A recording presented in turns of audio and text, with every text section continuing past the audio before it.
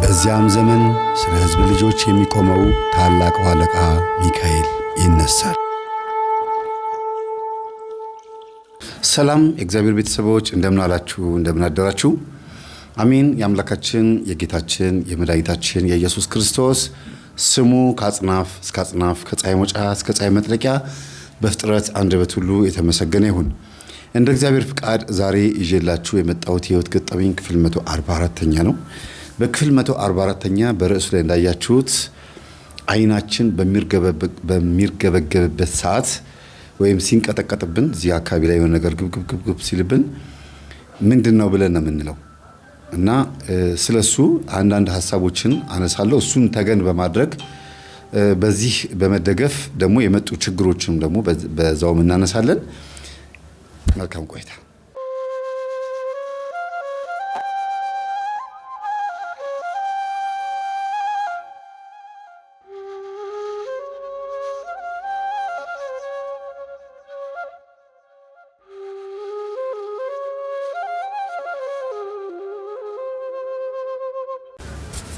እንግዲህ በዚህ አይነት በርዕሱ ላይ አይታችሁት ልታዳምጡ ፍቃደኞች ከሆናችሁ አይኑ ያልተርገበገበበት ሰው አለ ብዬ አላስብም። በአንዳንድ ቦታ ላይ በተለይ በባህሉ በእንግሊዝኛው አይሊድ ትዊች ይሉታል። አይሊድ ትዊች በሕክምናው ደግሞ ማዮኬሚያ ብለው ይጠሩታል። እና እንዲህ አይነቱን እንደ በሽታ ሳይሆን እንደ አንድ የሆነ የሰውነት መቆጣት እንደ ምልክት ነው የሚታየው።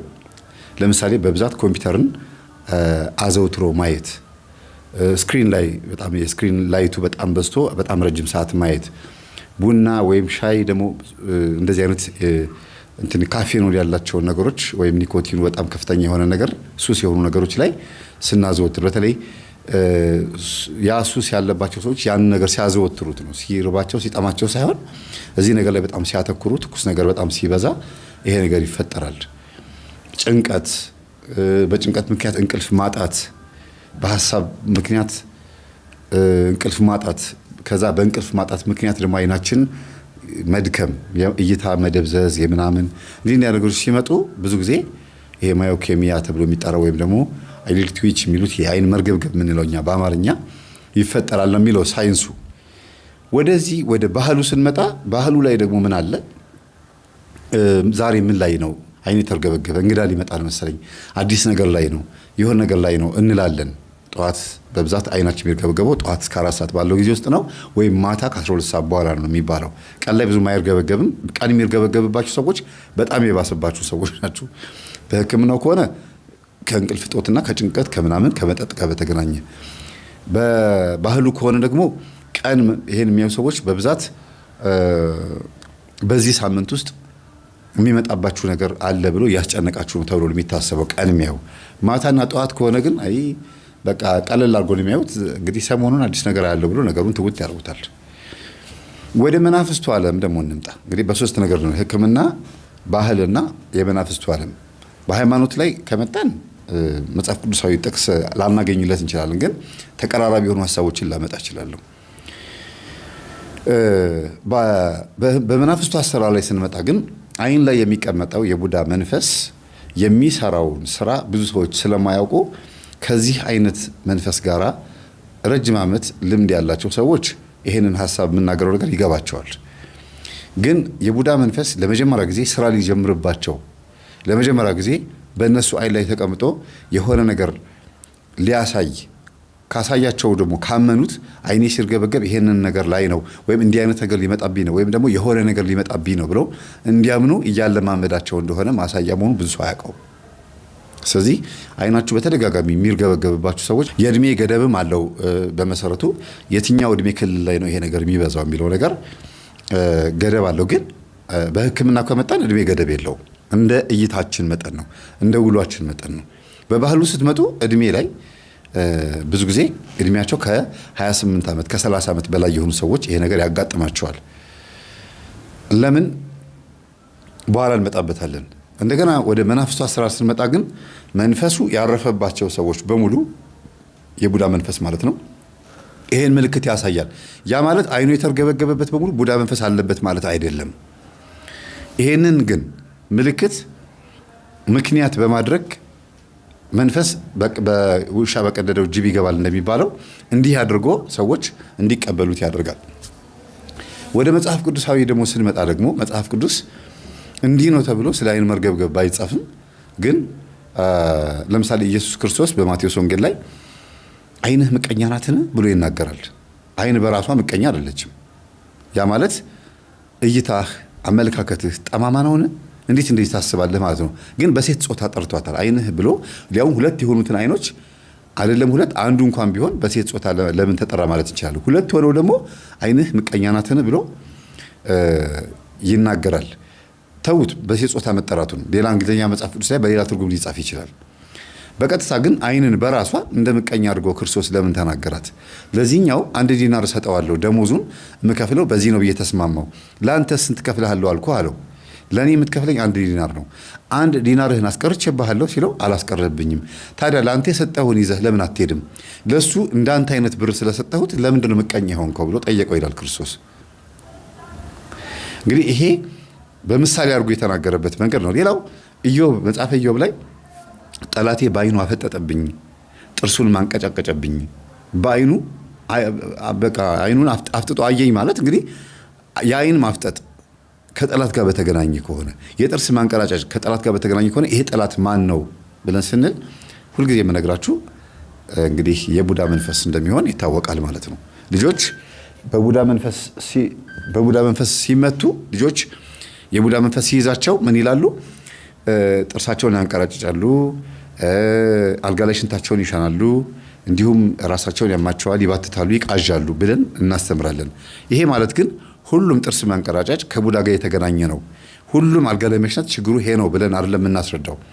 ይሄንን ሲስተም 90 እና 80% ይጠቀምበታል ነው። ለምን ሰዎች ባልነቁበት መንገድ ሄዶ ማሳሳት ስራው ነው።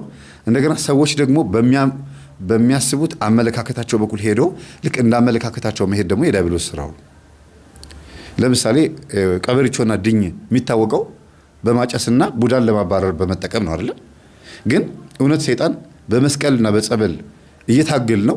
እንዴት ነው በቀበሪቾና በድኝ የሚወጣው? እገሌ ነኝ ብሎ የሚለፈልፈው? ሊያውም ሰይጣን ነኝ አይልም እኮ። ማነሽ የበላሻት ተብሎ ስትጠየቅ የሰው ስም ነው የምትጠቅሰው። አስተውሉ። ስለዚህ ሰይጣን ሰዎች እንድንጮህላቸው ይፈልጋሉ። ስለዚህ ከጮህንላቸው በኋላ እኛ ደግሞ ማስተካከል አለብን። ማነህ ስንባል እገሌን ብለን የሰው ስም ነው መጥቀስ ያለብን ብሎ በጩኸት ውስጥ ግን ሰዎችና ሰዎችን ሊያጣላ የሚችልበት መንገድ ይፈጥራል ማለት ነው። ከዛ ሰዎች ከጸበል ይልቅ ከእምነትና ከተለያዩ ጸሎቶች ይልቅ ቀበርቾና ድኝ ላይ ትኩረት ያደርጋል። ሊያውም መንደር ውስጥ ያለች አንድ አሮጊት ወይም አንድ ሽማግሌ ወይም አንዲት የሆነች ሴትዮ ቀበርቾና ድኝ አጭሳ ነው የምታስለፈልፈው እንጂ ጸሎት ህይወት ያላት ወይ ምናምን አይደለም። ከዛ ቡዳ ምንድነው ተብሎ የሚታሰበው? የሰው ልጅ የአይኑ ችግር ተብሎ ነው የሚታሰበው እንጂ ቡዳ ነው መንፈስ ነው ተብሎ አይታሰብም። እና እንዲህ አይነት ነገር ውስጥ እየተዘበራረቀብን የመጣን ፍጥረቶች ሰዎች ኢትዮጵያውያኖችና ኤርትራውያኖች ስለሆንን አንዳንድ ነገሮች ማስተካከል አለበት ብዬ ስላሰብኩኝ ይሄንን ገጠመኝ አምጥቼዋለሁ። ይሄን ገጠመኝ ወደ እናንተ ሳመጣ መጀመሪያ በስልክ ነበር የሰማኋት። እስቲ ዲቴይል እናውራ፣ ይሄ ጉዳይ በደንብ ማጥናት አለብን፣ እስቲ ከእናትሽ ጋር ደግሞ ባወራ ደስ ይለኛል አልኳት። ለምን ጉዳዩ መጀመሪያ ከልጅቷ ጋር ነበርና መፍትሄ ነበር የጠየቀችኝ። ይሄ ነገር ከእናትሽ የመጣ ሳይሆን አይቀርም። በሕክምናው አይሊድ ወይም አይሊድ ትዊች ብለው ወይም ደግሞ ማዮኬሚያ ብሎ ስም ቢያወጡበትም በዚህ እንደዚህ ነው ቢባል ምናምን ቢባልም አንቺ ብዙ ሄደሽበታል። አዎ ግን ሊተውሽ አልቻለም። አዎ እንቅልፍ ተኝተሽም ከቡና ምርቀሽ የተለያዩ ነገሮችን ተጠቅመሽ በጣም ጤነኛ የሆነ ሰው ለመውል ሞከረሽ እንኳን አይንሽ አሁንም ይርገበገባል አይደል አልኳት። አዎ ስለዚህ እናትሽ መጠየቅ አለብኝ ያልኳት። ልክ ነኝ አይደለም? ስለዚህ ቀጥታ አሁን የምንገባው ወደ ገጠመኝ ነው ማለት ነው። አዎ እንግዲህ በዚህ አይነት ገጠመኝ ውስጥ ደግሞ ቤተሰቦች ራሳችሁ እንድታዩ መነጽሩ ወደ ውስጥ ማየት የምትችሉበት እንዲሆን ነው ማስተምረው እንጂ ሌላ ሰው እንድታዩበት አይደለም። መጀመሪያ ክርስቶስ ምን ይላል? አይንህ ውስጥ ያለውን ጉድፍ ሳታወጣ የሰውን አትመልከት ነው የሚለው። እኔ መጀመሪያ ስለ ቡዳ በደንብ አውቄ እኔ ራሴ ችግር ውስጥ ገብቼ ከዛ መጽሐፍት አንብቤ ለእናንተ ሳመጣ እናንተ ደግሞ ራሳችሁ እንድታዩ ነው። ከዛ ደግሞ እንደገና ሌሎች ሰዎች ደግሞ ራሳቸው እንዲያዩ ሼር አድርጉ ማለት ነውና ሰውን አትመልከቱ ወይም ደግሞ ሰውን አትምከሩ አይደለም ያለው ክርስቶስ። መጀመሪያ አንተ ውስጥ ያለውን ጉድፍ አውጣ ነው ያለው። ወይም ምሰሶ አይን ውስጥ ያለውን የቆመውን ምሰሶ አውጣ ነው የሚለው። አይን ውስጥ የቆመው ምሰሶ ማን ነው? ምንድን ነው አይን ውስጥ የቆመው ምሰሶ? ይሄ በዚህ ምሳሌ የተነገረው ኃጢአት ነው ብንልም ግን ለምን በአይን ለምን አፍ ውስጥ አልተባለም? ለምን አፍንጫ ውስጥ አላለም? ለምን እጅ ላይ ያለውን አላለም? ለምን ልብ ውስጥ ያለውን አላለም? አይን በአይን ለምን ተመሰለ? ብዙ ነገሮች በአይን ይመሰላሉ። የሰውነት መብራት አይን ናት ይላል። ይችኛዋን አይን ነው። ስለየትኛው አይን ነው የሚያወራው? እንግዲህ አይነ ጥላ ብለን ስንል በዛ ውስጥ ብዙ ነገሮች ማንሳት እንችላለን። አሁን ስለ አይነ ጥላ ልዘረዝር ሳይሆን የአይናችን ጥላ የተባለው አይን ብርሃን ስለሆነች ነው። ብርሃን የሆነው ነገር የሚጋርድ ማለት ነው አይነ ጥላ። እንግዲህ አይ ሻዶ ወይም ደግሞ አይላሽ የምንለው የተለያዩ አይነት በብዙ ነገር ሴቶች የምትጠቀሙት የኮስሞቲክስ እንትኖቻችሁ ቀጥታ ከዚህ ጋር በተገናኘ ብዙ ነገሮችን ታገኛላችሁና ፕሊስ አግዙኝ። እናንተም በኮሜንት ጻፉ። እኔ ስናገር ማላቀውን ነገር መምህር ይሄ ነገር ረስተሃል በሉኝ። ከዛ ብዙ ሰው ይማርበታል። እናትየዋ ጋር እንድትወስደኝ የፈለኩት በሰፊው ማወቅ ስለፈለኩ ነው እንጂ ልጅቷ መጀመሪያ የነገረችኝ ነገር አለ። ምንድነው? አራት ነገሮችን ማነሳው ይቅርታ። አንደኛ አይኗ ዝም ብሎ ይርገበገባል። ዝም ብሎ በጣም ይርገበገባል። ጠዋት እንቅልፏ ተነስታ ፊቷን ታጥባ ምናምን በፎጣ ጠረቅ አድርጋ ተነስታ ቁርሷን እየበላች ሊሆን ይችላል፣ ተነስታ እየወጣች ሊሆን ይችላል። ድንገት ይርገበገብባታል። አይ ዛሬ ደግሞ ምን ላይ ነው ማንን ላገኝ ነው ትላለች። ይሄ ነገር ግን ምን ሊሆን እንደሚችል ጎግል ሰርች ማድረግ ለምዳለች ልጅቷና ሰርች አድርጋ ስታየው እንዳልኳችሁ አይሊድ ትዊች ምናምን ብሎ ሲላት ኦኬ እንቅልፍ እጦት ነው ሊሆን ይችላል። ምናልባት ስልኬን እያየሁ ነው ብላ ስልክ ላይቱን ቀነሰች፣ ስልክ ማየቷን አቆመች። ስልክ ሲደውል ብቻ ነው ማነሳው ብላ ደጁን እያየች 3 ቀን 4 ቀን ቆየች። ከዛ ደግሞ ማታ በጊዜ መተኛት ሲሆን በእንቅልፍ ኪኒን ተለማመደች። በጊዜ መተኛትን ግን በእንቅልፍ ኪኒን በግድ እንቅልፍ እንዲመጣ ማድረጊያ ስለሆነ ራስ ምታት ደግሞ ያመጣል። የእንቅልፍ ኪኒን በጣም ከባድ ነው፣ አዳብት ያደርጋል። ያለሱ እንዲያውም መተኛት አትችሉም። ስለዚህ እቺ ልጅ ዶክተሮችን ስታማክር እንቅልፍን ና ብለሽ ጠርተሽው አይመጣም። ለእንቅልፍ የሚመች አይነት አተኛኘት ተኝና ራሱን ነው የሚወስድሽ፣ ሐሳብሽን በማስተካከል ነው የሚመጣው ብሎ ነግሯት እንደ ሳይንሳዊ በሆኑ ነገሮች ብዙ ነገር ሞከረች። ተኛች በደንብ እንቅልፍንም በጊዜ መተኛት ለመደች፣ በጊዜ መነሳት ለመደች። የበጊዜ መነሳት ማለት አርፍዶ መነሳት በራሱ 4 ሰዓት 3 ሰዓት ላይ 5 ሰዓት ላይ ከእንቅልፍ መነሳት ራስ ያማል፣ ዱካክ ይለቃል። ሙሉ ቀን ደብሯችሁ ነው የምትሉት። ድንገት ይመሽባችኋል። ድንገት በመምሸቱ ደብሯችሁ ማታ ደግሞ ደስ የሚል እንቅልፍ አይወስዳችሁም። ስለዚህ ጠዋት መነሳት በጣም ደስ ይላል። ቢያንስ በትንሹ በጣም ጎበዝ የሆነ ሰው 12 ሰዓት ማለት ምንም ሩጫ ምናምን ከሌለበት 12 ሰዓት ተነስቶ እስከ 1 ሰዓት ተኩል ድረስ ወዲያ ማለት ወይም ደግሞ ወደ ስራ በሚሄድ ሰው ከሆነ ለባብሶም ብሎ ይወጣል። በጣም አረፈደ ከተባለ 1 ሰዓት ነው። ከዛ ውጪ መሄድ አያስፈልግም ማለት ነው። ግን እንደ ስራችሁ ጸባይ ነው። ማታ እስከ 6 ሰዓት እስከ 9 ሰዓት ድረስ የሰራ ሰው ጠዋት በእንደዚህ አይነት ሰዓት ይነሳ ማለት አይደለም። የእንቅልፍ ሰዓታችሁን ግን አመጣጥኑት ነው ጉዳዩ። ለምሳሌ ማታ ሰው 2 ሰዓት የተኛ ሰው ጠዋት 1 ሰዓት 12 ሰዓት ቢነሳ በጣም አሪፍ የእንቅልፍ ሰዓት ነው። ግን ማን ነው በጊዜ 2 ሰዓት እና 1 ሰዓት የሚተኛው? አይደለም ሰው 4 ሰዓት እንኳን በጊዜ የተኛው የምትሉት አይደለ? እኔም ሁላችንም። እና የእንቅልፍ ልምድ በጣም ወሳኝ ነው። እንቅልፍ በነገራችን ላይ የመጀመሪያው ትልቁ መድኃኒት የሚባለው የሰው ልጅ የስጋው መድኃኒት እንቅልፍ ነው። እንቅልፍ ብዙ ነገሮችን ያስተካክላል። እና በግራ በኩል ነው የሚተኛው ይባላል። በእርግጥ ችግር ይፈጥራል። በግራ በኩል ብዙ ጊዜ የሚተኛ ሰው ሰውነቱ ላይ ወደ ግራው አካባቢ ላይ በጣም ተጽዕኖ ይፈጥራል። እኔ ራሴ ብዙ ጊዜ በግራ የተኛ ነበር። አሁን ወደ ቀኝ ነው መተኛት የጀመርኩት። ለምን? ተጽዕኖ ይፈጥራል። ሰውነታችሁ ራሱ ወደ ግራ የመዞር ነገሮች ይመጣሉና ወደ ቀኝ ምንተኛው ጥሩ አይደለም። በእርግጥ በፊት ለፊት መተኛትም አንዳንዴ ከባድ ነው፣ ጨጓራ በሽታ ያስነሳል። በቀኝ ስትተኙ ደግሞ የበላችሁት ምግብ ሙሉ በሙሉ ወደ አፋችሁ ነው የሚመጣው። ለምን? ጨጓራችሁ ከረጢቱ የሚያዘነብለው ወደ ግራ ስለሆነ እንደዚህ የሚቀመጠው ማለት ነው። ወደ ቀኝ ከሆነ ግን እንደዚህ ነው፣ ከረጢት እንደዚህ ነው። ይላችሁ ታያችኋል። ወይም ለምን እዚህ አላሳያችሁም? እዚህ ላሳያችሁ። አዎ፣ ይሄ እንግዲህ የጨጓራችን አቀማመጥ ነው። ሰው በቀኙ በኩል ሲተኛ ምግቡ ቀጥታ ከታዘለው የጨጓራ ከረጢት ወደዚህኛው ወደ ተነጠፈው የጨጓራ ከረጢት ይደፋና አፋችን ደግሞ በየትኛው ትክክል ነው ያለው? በቀጥታው በኩል ባለው በኩል ነው። ስለዚህ ወደ አፋችን የመምጣት እድሉ በጣም ሰፊ ነው። በተለይ መረቅ ምናምን እንደዚህ ቀይ ወጥ ምናምን በልታችሁ ከሆነ ብዙ ጊዜ በግራ ነው የሚመከረው። ለምን? ሄዶ ዝፍ ነው የሚለው፣ ሄዶ ቁጭ ነው የሚለው። ውስጡ እንደዚህ ነው ማለት ነው። አስቡት፣ እንደዚህ የሆነ ነገር እንዲህ ሲገለበጥ እንዴት እንደሚደፋ ግፍት ነው የሚለው አይደለ? ለምን? አዛዩ ይሄኛው ነው። እሺ፣ ስለዚህ እንዲህ አይነት ነገሮችን ማንሳት ያስፈለገው ለምንድን ነው? የሰው ልጅ በብዙ አይነት መንገድ የእንቅልፍ እጦት ይኖርበታል።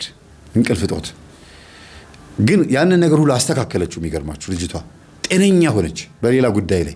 አይኗ ግን መርገብገቡን አላቆመም ማለት ነው። እና እናቷን አንድ ቀን ጠየቀቻቸው።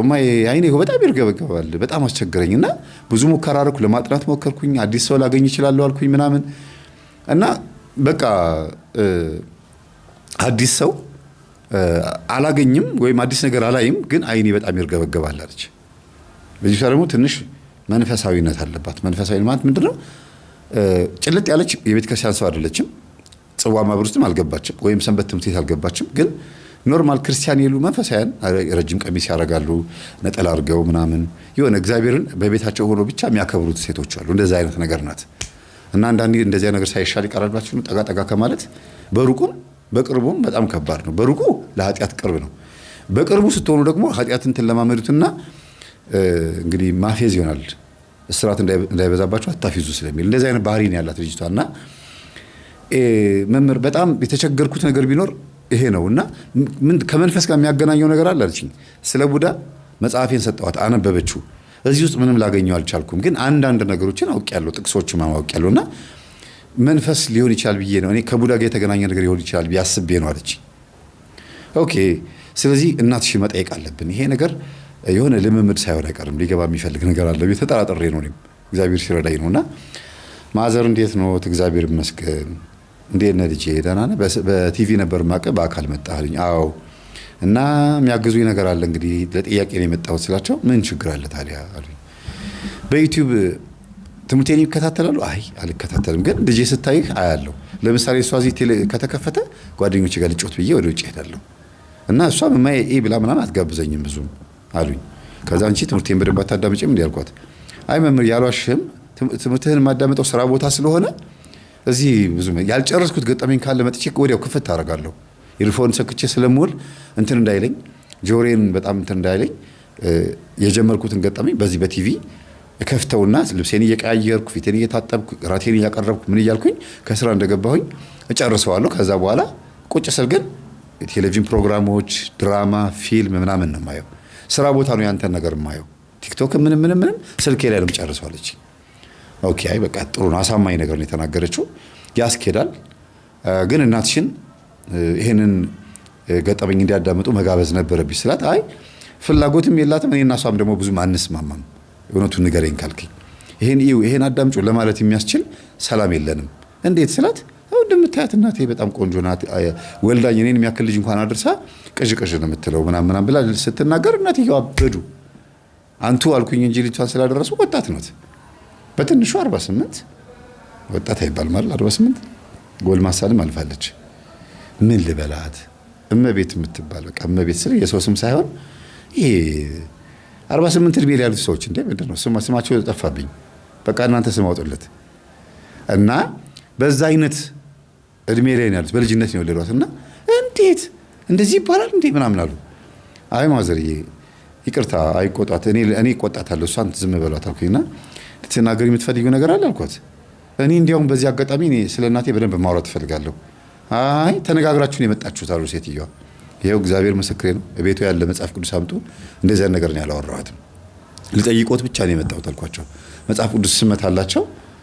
ይሁን በቃ አይ መጽሐፍ ቅዱስ ከመታ ቃሉን የሚፈርድብህ፣ አንቺ ግን ቆይ እንገናኛለን ይሏታል። ከዛም በምንድን ነው የማትስማሙት ማዘሳቸው ጊዜ ልቤ ልታፈርጠው በቃ በገባሽ በወጣሽ ቁጥር ምን እስቲ ንገሪኝ ምን አለች ልጅቷ። እንዴ በቃ መከራዬን ነው የምታሳይ እንዴ አለች ልጅቷ ስቃ አለች። እናቷ ስለሆነች እኔ ፊት እንደገና ማሳፈር አልፈለገችም እና እሺ ልክ ነው ጠባብ ሱሪ እያረኩኝ እየወጣው እየተመላለስኩ ሊፕስቲክ እየተቀባው እንደገና ደግሞ ቀራሴን እየገላለጥኩኝ ከኔ ከእድሜ የማይጠበቅ ነገር እያረኩኝ ነው አይደል ያስጨነኩሽ ብላ ራሳቸው የሚያደርጉትን ነገር ለኔ ነገረችኝ ማለት ነው። በሲስተም አድርጋ በቃ እንደዚህ ሆኜ ነው ያስቸገርኩሽ። አዎ በቃ ይኸው ከዚህ ሰዓት ጀምሮ ቀሚስ ማድረግ ጀምራለሁ። ያደረገችው ቀሚስ ነው፣ ረጅም ቀሚስ ነው። እና እሳቸው ልትወጋ እንዳሰበች ሲያውቁ ጊዜ ውጡልኝ አሉ። አይ ማዘርዬ በቃ እንደ ቀልዱ ሰሩት ልጅ አይደለች እንዳልኳቸው። ከዛ ነው ይወጣልሻለሁ በቃ መምህር ማትሰማህ ከሆነ ደም ተወው አለችኝና ና እንሂድ በቃ አለችኝ። አይ ማዘር ጥሩ ሰው ናቸው፣ የገባቸው ያራዳ ልጅ ናቸው። የማይባቸው ነገር ስታይላቸው አሪፍ ነው። እንትናቸውን ላለመጣል የሞከሩት መንገድ አሪፍ ነው። ያንቺ ደግሞ የባሰ ጥሩ ነው። ግን እኔ እና እሳቸው የምንግባባ ይመስለኛል። የአዲስ አበባ ልጅ ሆነን እንደዚህ ነገር ውስጥ አንገባም ስላቸው ጊዜ ዝም በላት ልጄ አሉ። ወዲያው ነው ሰው በሚፈልገው መንገድ ነው መግባት ያለባችሁና መጥፎ ነው ያረከው ነገር ይሄ ጥሩ አይደለም ብላችሁ አንድን ሰው ወቅሳችሁት እንዴት ነው የሚሰማችሁ? መጀመሪያ ያረገው መልካም ነገር ካለ አፕሪሺየት ማድረግ፣ ምንም መልካም ነገር ከሌለው ሰዎች እሱን የወቀሱበትን ነገር ከቨር ማድረግ፣ ከዛ ደግሞ ስህተቱን እንደ ስህተት እንዳያዩ አድርጎ መጀመሪያ ያ ሰው ያደረገው ፖዚቲቭ ነገር ካለ መልካም ነገሩን ከዛ ሰው ከራሱ አንደበት ለመስማት መሞከር፣ ይሄ ጥሩ ነገር ነው። እና እኚህ እናት ማዘርዬ ውጭ ትኑልን አይደል ሳች ጊዜ አረ ወደዛ ሲጅልኝ እዛ ሂጂ እዛው ጓደኛሽ ጋሏት። ከዛ ሄደች ወጣች።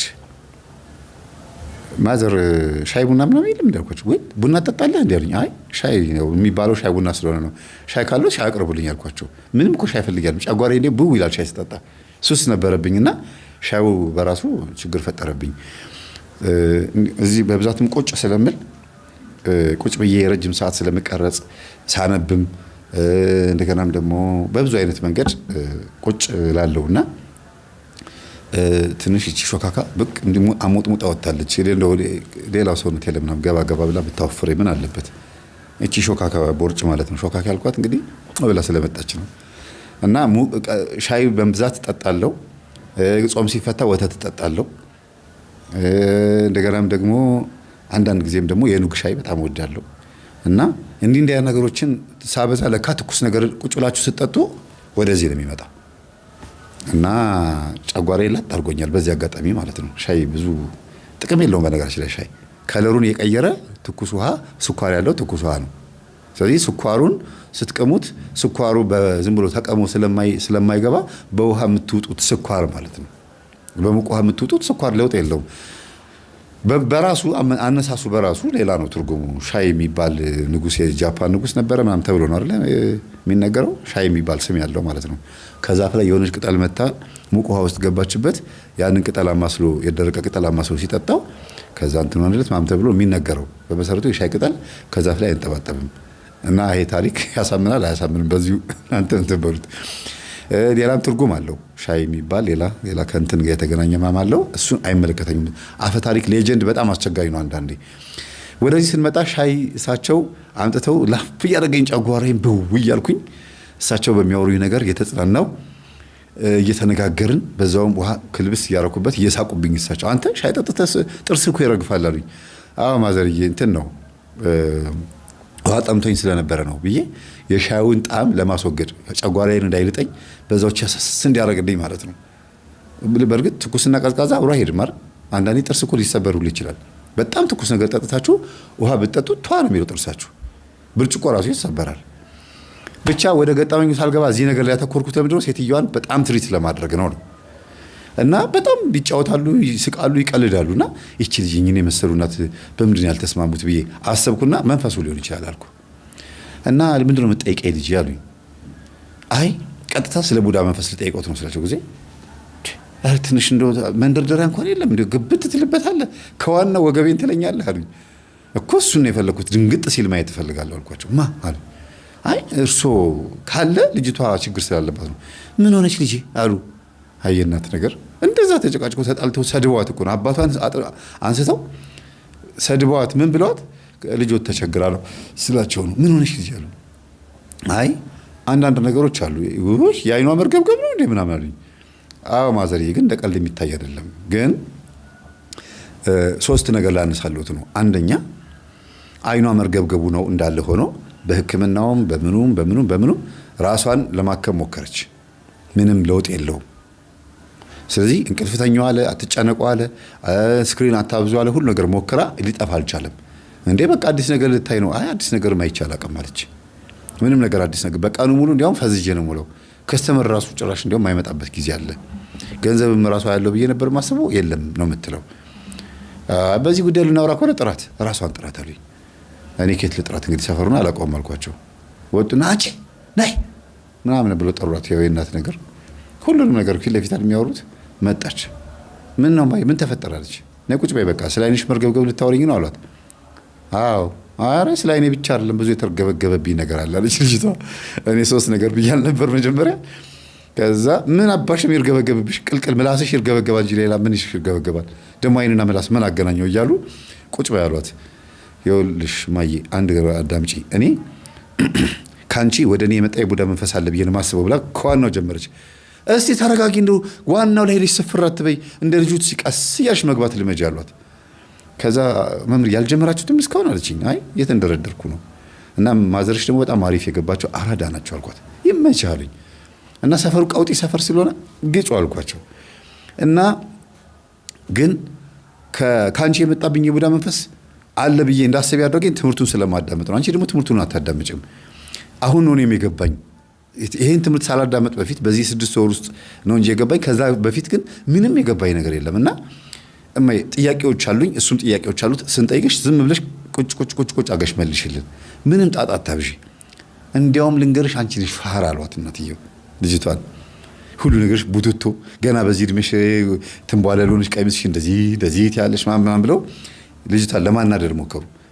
መምህር ይልኝ አለችኝ። ይኸው መንፈሳዊ ህይወትን እየጠላች ነው አለችኝ። እኔ ይገባኛል፣ ዝም በይ አንቺ። ማዘር እንደ እናት ነው እኮ መረዳት ያለብሽ እንጂ እንደ ኩያሽ አይደለም። ደግሞ የግዴታ እንዲቀበሉሽ አትፈልጊ። እሳቸውንም አትቀበያቸውም፣ እሳቸውም አይቀበሉሽም አልኳት። እና በልዩነት አብራችሁ መኖር የምትችሉበትን ነገር መፍጠር ያለባችሁ ሰው ጊዜ እኔ ነኝ የቻልኳት፣ እኔ ነኝ ያዘልኳት ምናምን ይላሉ የወሎት ማዘር። እሷ የምጠይቀውትን ጥያቄ በሙሉ ልስማ፣ እርስዎ የሚመልሱትን ልስማና ከዛ እኔ ደግሞ የምጠይቀው ጥያቄ አለ አልኳቸው። እሺ እማዬ በዘራችን የቡዳ ዘር ከሚባሉት ቡዳ መንፈስ አለባቸው ተብሎ ከሚባሉት ሰዎች ነን አይደለንም አለቻት። አይደለንም አለች እናትየዋ ማለት ነው። እሺ በተረጋግተሽ መልሽልኝ፣ በእልህ በቁጣ አይደለም። አሁን እሱ የቤተ ክርስቲያን መምህር ነው፣ ሊያወያየን ነው የመጣው። እኔ ምን ጎደለብኝና ነው የምንወያየው አሉ። አንቺ ለነገሩ ምንሽ ተነካሪ ነኝ ችግር ውስጥ ያለሁት። ምን ሆንሽና ምን ጎደለብሽ? ትበያለሽ፣ ትጠጫለሽ። ከዛ በኋላ ያንን ብድግ አድርገሽ ተነሳሽ ደግሞ ጓደኛሽ ጋር ትሄጃለሽ፣ ስራ ትሄጃለሽ። ያው በወር የምትወረውሪልኝ ሳንቲም ነው አሏት። ሳንቲም ብለው ማለት ነው ደሞዟን እኮ ሙሉ ለምትሰጣቸው።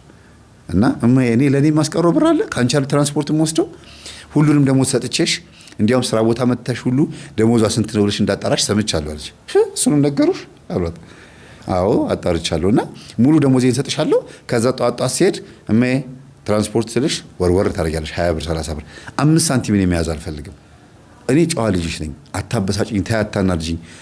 ወጣውን አታገኝኝም ጊዜ ኧረ የኔ ልጅ እንደዚህ ማትበይ እንዴ ምን ሆነሽ ነው? አንድ ያለሽኝ አንቺ እኮ ነሽ። እናት ነገር አታውቂም። በያሁን ጨዋታሽን ቀጥ ያሏት። እኔ ሴትዮ አፋቸው ላይ እንጂ የሚያወሩት ልባቸው ሌላ ነው ብዬ በቃ ይሄ ለይምሰል ነው የሚጨቃጨቁት እንጂ ውስጣቸው ጥሩ እንትን አለ፣ ድንጋጤና ፍርሃት አለ። ከዛ የቡዳ ዘር የለብንም ወይም የቡዳ መንፈስ የለብንም፣ እኔ መንፈስ የምትሆን አላቀልሽም አሏት። የቡዳ ዘር ግን አይደለንም ግን አሉ። አባዬ ነው ስትለው ጊዜ አዎ በአባትሽ በኩል ግን ቤተሰቦቻቸው በሙሉ እንዳለ ሴቶቹ እኩል የሚኳሉ፣ ወንዶቹ ደግሞ እንዳለ ደግሞ አግብተው የፈቱ፣ ያው አባትሽም ጥሎኛል ሄደው አግብተው የፈቱ፣ ሁሉም ደግሞ ወደ እናታቸው ቤት የተሰበሰቡ ናቸው። ስትል ጊዜ እሜ የመምህርን ትምህርት ታዳምጫለሽ እንዴ? ሁሉንም እኮ ቁጭን ያደረግሽው አለቻት። ነው መምህር አሉኝ። አዎ ትዳራቸውን መፍታታቸው፣ አይናቸው እኩል መኳል፣ እንደገናም ደግሞ የሴቶች እኩል መኳል፣ የወንዶቹ ከትዳር መበተን ምናምን ሲያወሩ እኮ ትምህርቴን የሰሙ ነው የሚመስሉት ስላቸው ጊዜ እኔ ቡዳን መሻጣሁትና አውቀዋለሁ አሉ። አይ በድብቅ ያዳምጣሉ እኚህ ሴትዮ ወይም እቺ ሴትዮ፣ ወይም ደግሞ በትክክል መንፈሱ እሳቸው ላይም አይተውት በጣም ታዝበውታል። የሆነ የገባቸው ነገር አለ ብያለሁ። ከዛ ልጅቷ ሁለተኛ ጥያቄ ጠይቂ አሏት። ሁለተኛ ጥያቄ ሳይጠየቅ በፊት ይሄኛውን እንድትመልሽልኝ እፈልጋለሁ። ኩል መኳል ከቡዳ ጋር የሚያገናኘው እንደሆነ በምን አወቅሽ? አጨቅጭቂኝ። በቃ አንድ ቲክቶክ ላይ የሆነ ቪዲዮ መጥቶ አይቼ ነው በቃ የሆነ ሰው ሲያወራ ሰማው። በቃ እሱን ነው። ከዛ ታዘብኩኝ። እህቶቹ እንዳለ በሙሉ ኩል፣ እሱ ብቻ ነው ወንድ ቤት ውስጥ 5ቱም 6ቱም እህቶቹ ኩል ይኳላሉ። ትዳራቸው ላይም ችግር አለ ምን አለ ሲል ጊዜ በቃ ይሄ የባሌ ጸባይ ነው ብዬ አመንኩ። ምን ነው አሉ እኮ ማዘርዬ እንደዛ ነው የሚባለው። ይኸውልዎት ምንም ነገር ይሄን የመንፈስ ትምህርት ምናምን አልሰማውም አላወቅኩም አይባልም ብዬ ስላቸው ጊዜ እሺ በቃ አሁንም የኔን ትምህርት በድብቅ ያዳምጣሉ አያዳምጡም አልኳቸው። አይ እኔ ሰምቼ አላውቅም፣ እሷ ስትከፍተው ተነስቼ እወጣለሁ አሉ። በጣም ታሹብኝ ዳር አሉ። ሰምቻለሁ እኮ ላለ ማለት የቡዳ መንፈስ አስመሳይ ነው፣ ድራማ ሰሪ ነው ብዬ ነግሬያቸዋለሁ አይደል? በጣም ነው የሚያስመስለው። በጣም ትወና ሲችልበት የውሸት ህልም ማሳየት ይችላል፣ የውሸት መኖር ይችላል፣ ጥርስ ማሳየት ይችላል፣ ከዛ ልብን ማሻከር እያለ እንገልሃለሁ ቆይ ችግር የለውም ምናምን እንደዚህ ያለ አይደለ እርድ ያደርጋል በቃ አይደል አይደልና ይድፋ ተደፋ ተደፊ በቃ እንደዚህ ነው በቃ የቡዳ መንፈስ ባህሪው ከባድ ነው በጣም ይሄ መንፈስ ያለባቸው ሰዎች ሳይወዱ በግዳቸው እንደዚህ አይነት ድራማ መስራት ይወዳሉ ሳይወዱ በግዳቸው ላይፍ ራሱ ወደዛ ይወስዳቸዋል እና በቃ አሁን ማዘር ተነቃቅተናል ስላቸው ጊዜ በቃ ይመጀ ተነቃቅተናል አይደል እሺ ታዲያ አራዳ ልጅ ሆኖ ለምንድን ነው የሚያስቸግሩኝ ስላቸው ጊዜ አሁን አንቺ የምትለኝ ከሆነ ብቻ ነው መመልሰው አለኝ እሺ አንቺ ልሻለሁ ግን እኮ ያው ሸበቱን ሽበቱ ያለ እድሜ መጥቶ ግግር አለብኝ ይኸው ጥጥ ብቻ ሆንኩ እድሜ ግን 48 ነው ጊዜ አሁን በርግጥ እድሜዋ 48 49 እንደዛ አካባቢ ናት አሉ እና ትንሽ ልንገርህ ስለ ቤተሰብ ስለ ባሌ ቤተሰቦች አሉና ስለ እርሶም ይነግሩኛል ስላቸው ጊዜ አዎ ስለኔም እነግርሃለሁ ችግር የለውም አሉ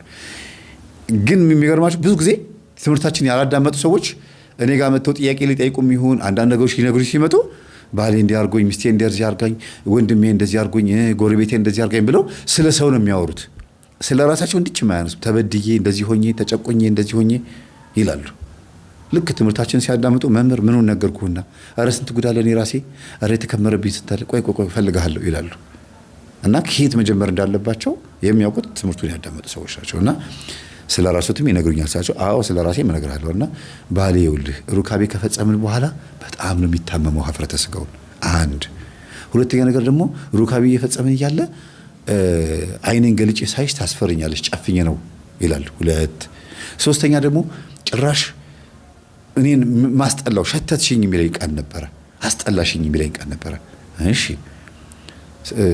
ስለዚህ ምን ይመስሎታል ስላቸው ጊዜ ቆይ ልመጣልህ ነው እኮ አሉ ሌላው ደግሞ እንደገና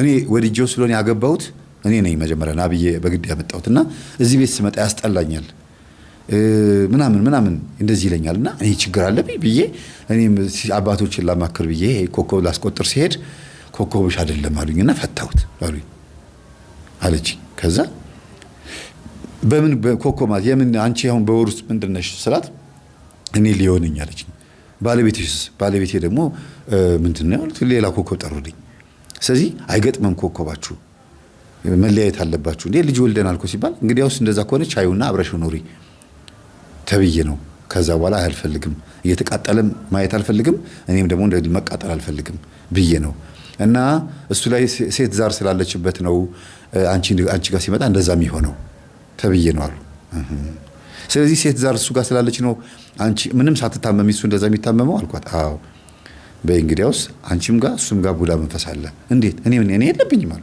በሩካቤ ይገባል እኮ አንቺን በመስተፋቅር ያገቡሽ ወይ መስተፋቅር ያረጉብሽ ወንዶች ካሉ የሚወዱሽ ካሉ ከዚህኛው ባልሽ በፊት ሌላ ወንድ ጋራ በዝሙት የወደቅሽበት ሰው ካለ በቡዳ መንፈስ በልቶሽ ከሆነና ያው እንደማይሽ በጣም ቆንጆ ነሽ ሊፕስቲኩ ቢጸዳም ሱሪውም ታይቱም ቀርቶ በጆንያ በተለብሽን በጣም ነው የምታምሪው አልኳት በጣም ደስ አላት በቃ ቆንጆ ስለሆንሽ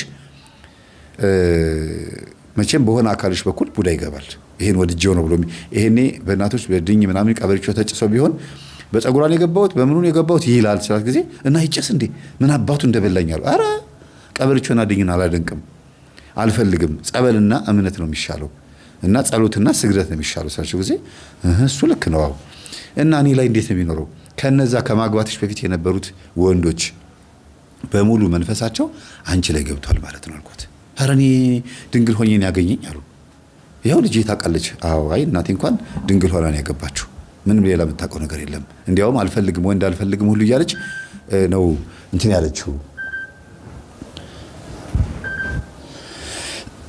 ወንድ አልፈልግም ሁሉ እያለች ነው በእድሜዋ ከገፋ በኋላ ማለት ምንድነው ይሄ በገጠሩ ቋንቋ ወይ በክፍለ ሀገሩ ቋንቋ እድሜዋ 22 23 ከደረሰች አርጀታ እኮ ነው ያገባችው የሚባለው እና በዛ ሰዓት ነው ያገባሁት እድሜ ከገፋ በኋላ በዛው በበፊቱ በነበረው ስሜትና አሮጊቷ አገባች ተብዬ ሁሉ ተስቆብኛል አለችኝ ሊሆን ይችላል እንደ ጊዜው ሊሆን ይችላል ግን እኔ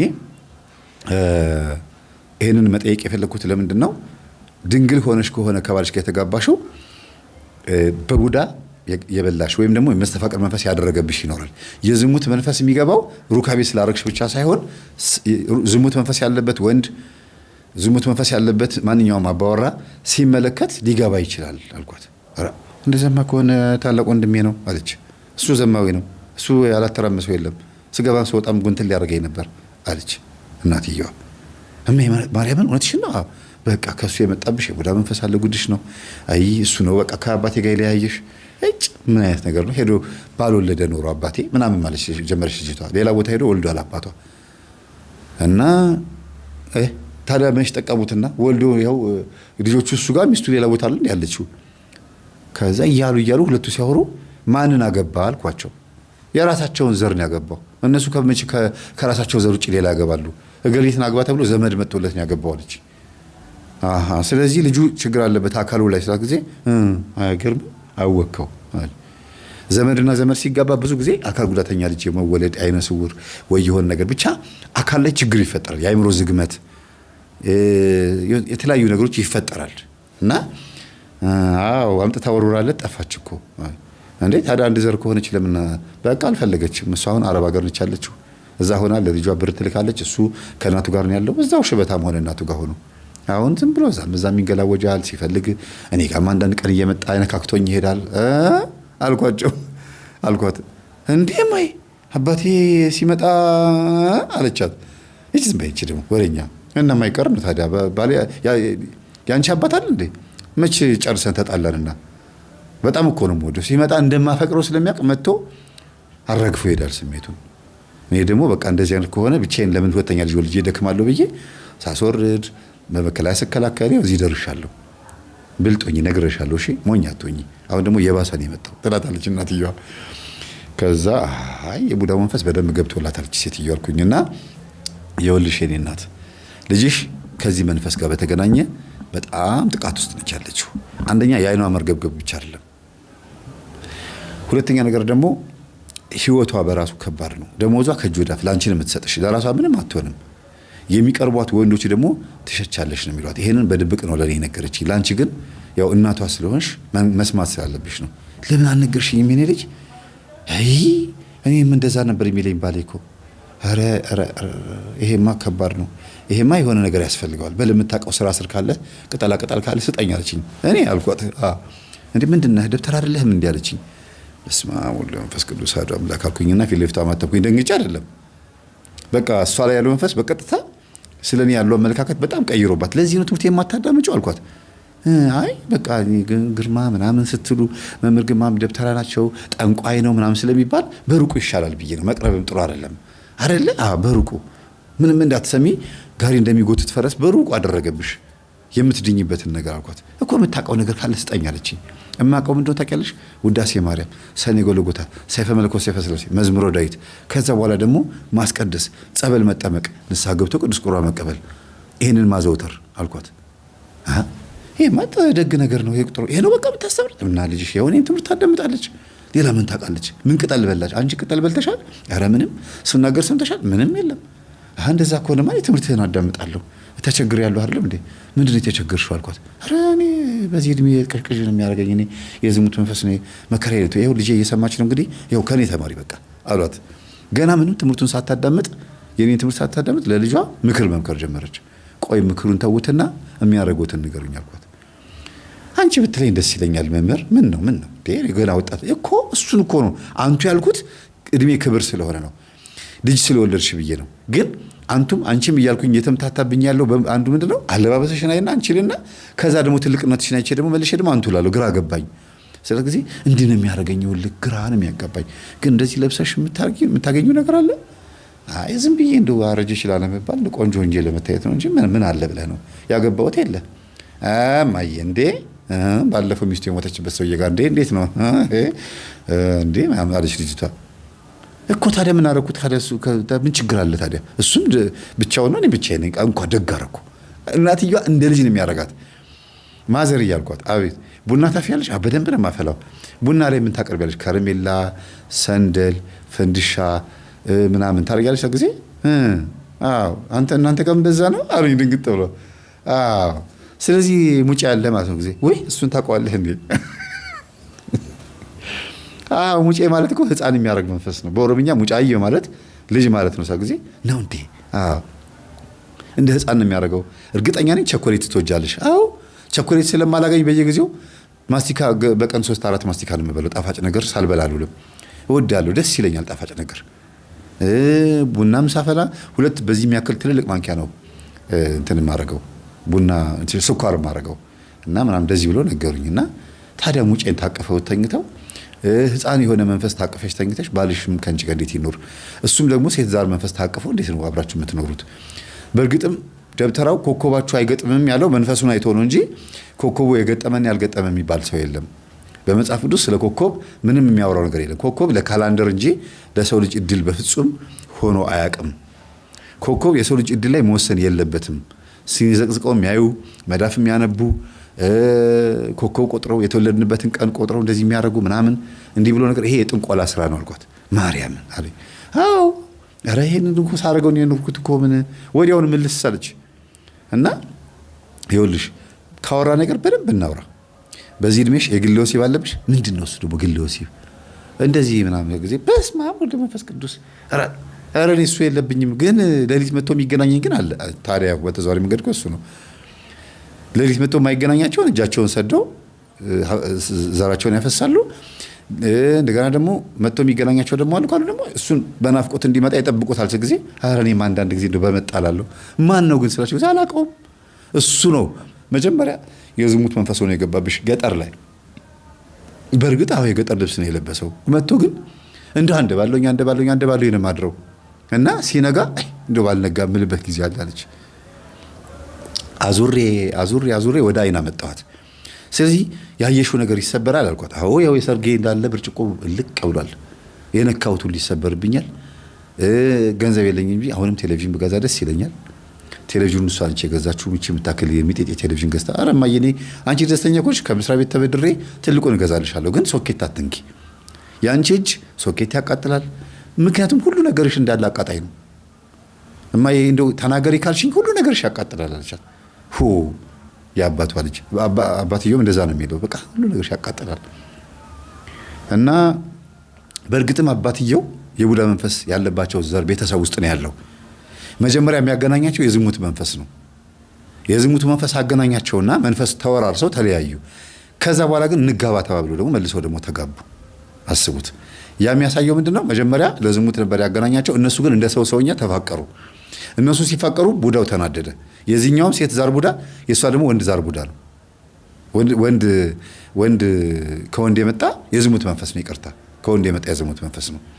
ስለዚህ በውስጥ በኩል ያሉት መናፍስቶች ባሌን ወሰድሽብኝ፣ እሷ ደግሞ ሚስቴን ወሰድክብኝ ይባባላሉ ማለት ነው። በመሰረቱ መናፍስት አይጋቡም፣ ግን በሰውኛ ሰዎች እንዲሆኑ የሚፈልጉትን እያደረጉ ነው ማለት ነው። ሴቷ ከወንድ ርቃ ብቻዋን ኃጢአት እንድትለማመድ፣ ወንዱም ደግሞ ከሴት ርቆ ብቻውን ግለ ወሲብ እንዲለምድ እንደዚህ እንዲሆን ነው የሚፈለገው ማለት ነው።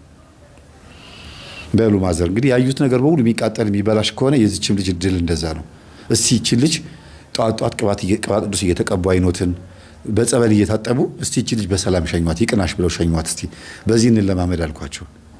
በጣም የሚገርማችሁ ነገር አንድ ቀን እንደዚህ ብያት አላውቅም አሉ። ሁልጊዜ ስትወጣ ሂጂ ግርሽን ይስበረው ብቻ የሆነ ነገር ተባብሎ ነው የምትወጣው። እና መንፈሳዊነቷን እንኳን አያከብሩም። ጨዋነቷን፣ ድንግልነቷን ወይም ደግሞ ይሄ እንትነቷን አያከብሩም። እግዚአብሔርን መፍራቷን አያከብሩላትም። ሁሌ እንዳንጓጠጧት። ቤተሰብ ላይ በተለይ በጣም እንደዚያ ነገር አለ። እናት ልጇን የምታይበትን መንገድ ያበላሽባታል። ልጅቷ እኮ በጣም ቁም ነገረኛ ልትሆን ትችላለች። በጣም አሪፍ ልጅ አድጋለሁ ብላ ራሷን የምትጠብቅ ብዙ መጽሐፍቶችን የምታነብ ወይ የምትማር ወይ ብዙ ነገር። እናት ላይ ሆኖ ግን ልጆችን ያንጓጥጣል። ውሏቸው እንዴት ነው እንዲሆን የሚፈልጉት? እንደነሱ ዘመን ድሮ እንደነበሩበት ከቤት የማትወጣ ቤት የምትቀመጥ ጨዋ ልጅ ምናምን በቃ እንደዛ ነው ጨዋነት የሚመስላቸው። እንደነሱ ዘመን ማለት ነው። ወጥታ ስራ ሰርታ ልትመጣ ትችላለች።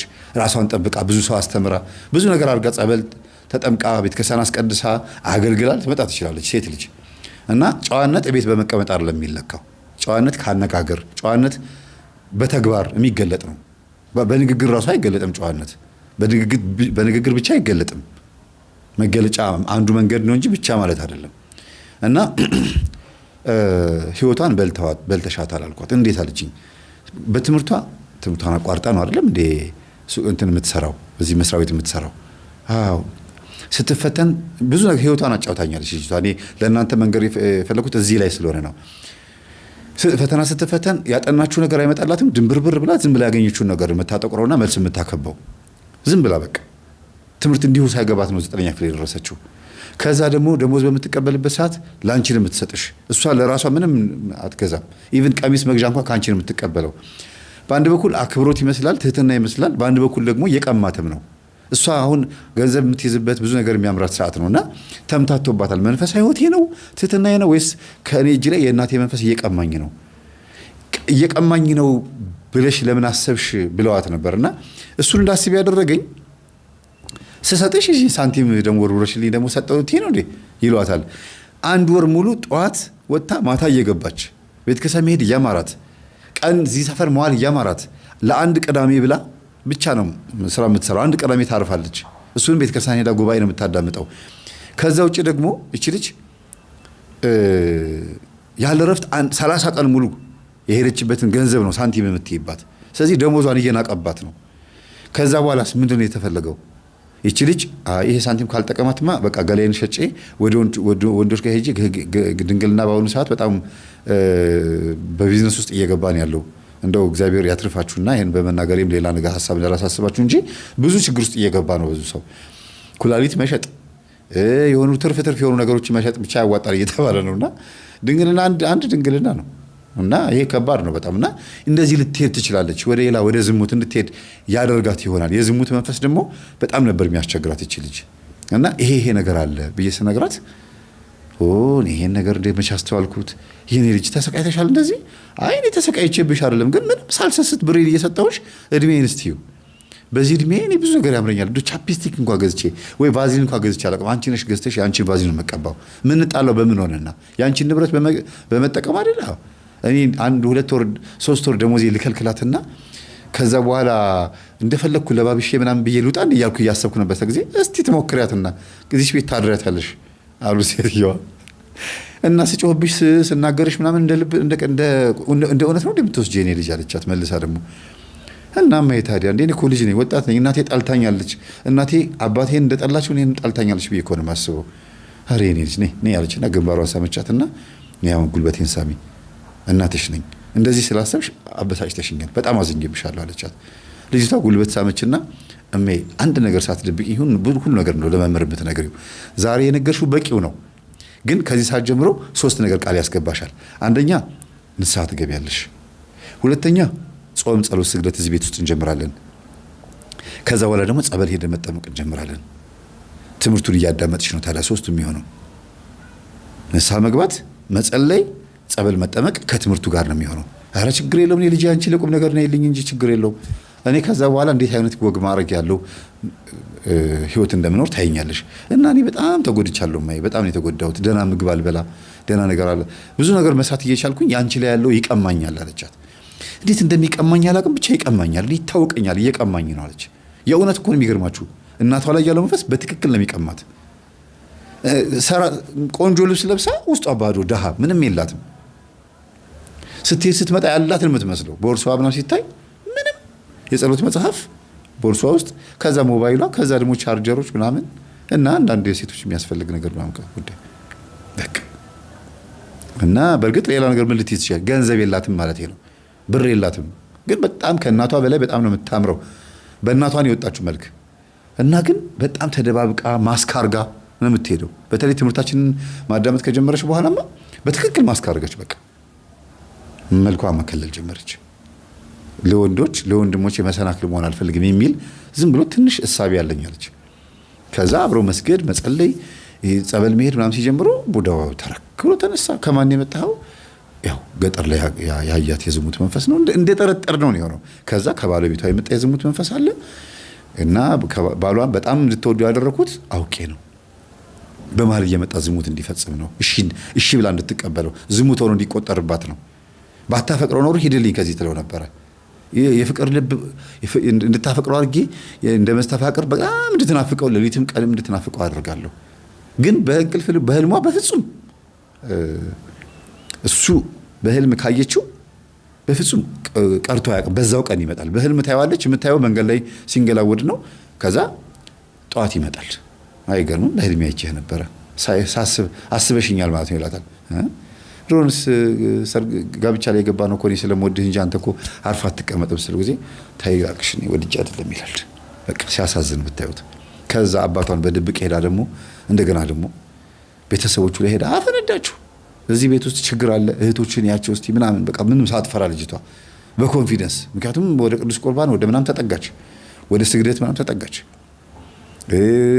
በቃ ይሄ ያለ አይደለ ሰይጣን ምንም አያመጣም ይሄንን ኃይል ተጠግቻለሁ ብላ የእግዚአብሔርን ኃይል ተመክታ ነው ሄደችውና ቅዱስ ገብርኤልን በጣም ነው የምትወደው።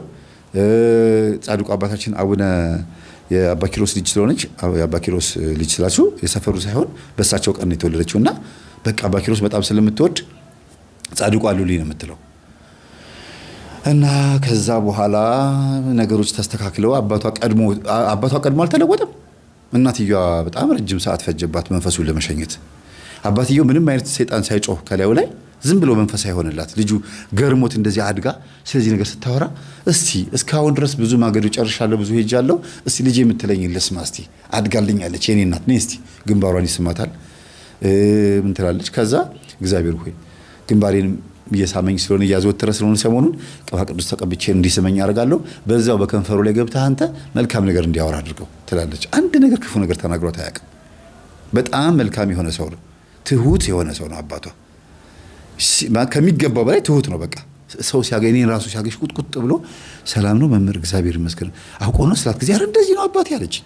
እንደዚህ ነው በቃ ባህሪው በጣም ትሁት ነው፣ ሽቁጥቁጥ ነው አለችኝ። ወይ አይነ ጥላ ወይ ቡዳ በቃ በጣም በሚገርም አይነት ጸባይ ውስጥ አድርጋ ሰውየውን ዜሮ አስገብተዋለች። ጸባዩ እኮ የሚገርም ነው፣ ግን ለመንፈሳዊ ሕይወት የሚጠቅም አይደለም። ማለቴ በዚህ በኩል ዞሮ መንፈሳዊ ቢሆን ኖሮ ያዋጣል፣ ግን ዓለማዊ ሆኖ ዝሙት ውስጥ ያለ ሰው በጣም ብዙ ነገር የሚያጣ ገንዘቡን የማይበረክትለት ምናምን ሆኖ ግን ሽቁጥቁጥቁጥ ያለ ሰው አሁን ይሄ ሰው እንደዚህ ነው ቢባል ማን ያምናል?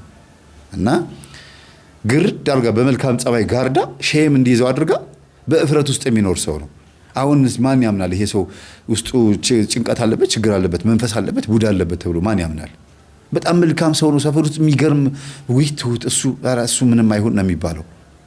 አይገርማችሁ? ግን ሌላ ችግር ተሸክሞ የሚሄድ ሰው ነውና አንዳንዴ ይሉንታ ይዛቸዋል ሰዎች ጸበል ለመጠመቅ ለመዳን እንደዚህ ሃይማኖት ቦታ ለማዘውተር ምን ሆኖ ነው ጸበል የሚሄደው ይባላል። አሞት ነው እንዳይባል እኔ ሰው ጥሩ ሆኜ ነው የሚያቀኝ እንዴት ብዬ እሄዳለሁ የሚል ስሜት ነበረብኛል እንጂ ለመጠመቅ አስቤ ነበር አለ። ለምን ስለው መጀመሪያ ማፈቅራት የነበረች ሴት እየመጣች በህልሜ ትገናኘኛለች አለ። አንተን የምታፈቅራት እሷ ስለው ጊዜ እሷ ነች የምታፈቅረኝ፣ ግን አብረን በቃ ገባንበት በልጅነት ነው አለ። ከዛ በኋላ ግን በጣም በቃ በተደጋጋሚ ጸብ ሲመጣ ስንጣላ፣ አንድ ጊዜ መተዋት ፈነከትኳት፣ ብዙ ነገር ሲመጣ ጊዜ ተለያየን። ይቅርብን ብለን ተለያየን። ግን በህልሜ ትመጣለች፣ ትገናኛለች። ስለማፈቅራትና ስለምትወደኝ እኔም ስለምንዋደድ በህልሜም ስትመጣ ምንም አይመስለኝም አለ። ዝም ብዬ ጠዋት ተነስቼ ብቻ የደረቀ ፓንት ካለ አጠገብ ያስቀምጠዋለሁ። ጠዋት ተነስቼ ይሄኛውን ፓንት አጥቤ አስጬ ይሄኛውን ፓንት ነው የማደርገው። ያ ማለት ዝኒት ይፈሰዋል ማለት ነው። ዘሩን አፍስሶ ነው የሚያድረው።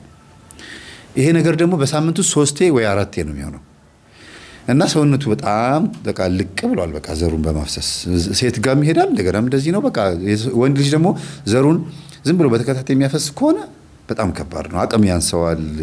ስጋ አቅም ነው የሚሆነው። ዝም ብሎ በቃ ሰብል ወፎች ማባረሪያ ሰብል ላይ እንደዚህ ንፋስ የሚያወዛወዘው ሰው የለም። እንደዛ ነው የሚሆነው። በተፈጥሮ በእርግጥ ሊወረስ ይችላል። አንዳንዴ ከህመምም ሊመጣ ይችላል። HIV ካንሰር ምናምን እንደዚህ ነገሮች ሊያመጣ ይችላል። ግን ሞር በብዛት ኖርማል ምንም በሽታ ሳይኖርበት ክስት ያለ ሰው በልቶም የማይጠረቃ ምናምን ሰው ከሆነ ከዘር የሚመጣ ነው። ከዘር ስራችሁ ከቤተሰብ ምናምን በቃ ይወረሳል። ቀጫጫነት ሲበላ ይወፍራል። ካልበላ ግን በመጠጥ ብቻ ከሆነ ግን ሴት ጋር የሚሄደውና ዘሩ የሚፈሰው ሰውነቱ እያለቀ ነው የሚመጣው። አንዳንድ ጊዜም እኮ እናቶች ብልጥ ናቸው። እስቲ አግቢ እስቲ ስታገቢ እስኮ ትወፍሪያለሽ ይሏታል አንዳንድ እህቶችን። እና ብልጥ የሆኑ እናቶች በቃ ግሉኮሷን አገኘች ነው የሚሉት። ይቅርታ ግን ለምናገረው ነገር የሚባለውን ያልኩት እንዴት ትክክል ይሁን አይሁን የማውቀው ነገር የለም። በዚህ ልክ በመንደር ውስጥ የምናወራው ነገር እናቶች አፍ ላይ ያለው ነገር እንደ ቀላል የሚታለፉ ግን ብዙ ነገሮች አሉ። እና ወደ ቁም ነገሩ ልምጣ። ከዛ አባትየው እናትየዋን ለማየት እናትየዋ በነጋሽ ላይ ጸበል ተቀምጣለች። ያን ጊዜ አባትየው ሲመለስ እስቲ እናትሽን ልያት ብሎ መጣ።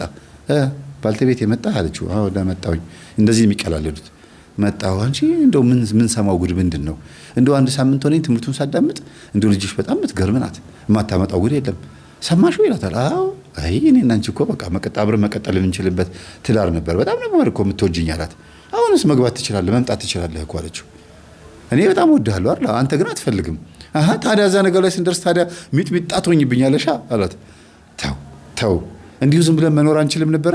ሽሮን አላጎልብህ ምስሩን አላጎልብህ እንዲሁ ተቃቅፈን እንተኛ ብያል ነበር ይባባላሉ። ጸበልተኞች ዋ ብሎ ይስቃሉ እዛ።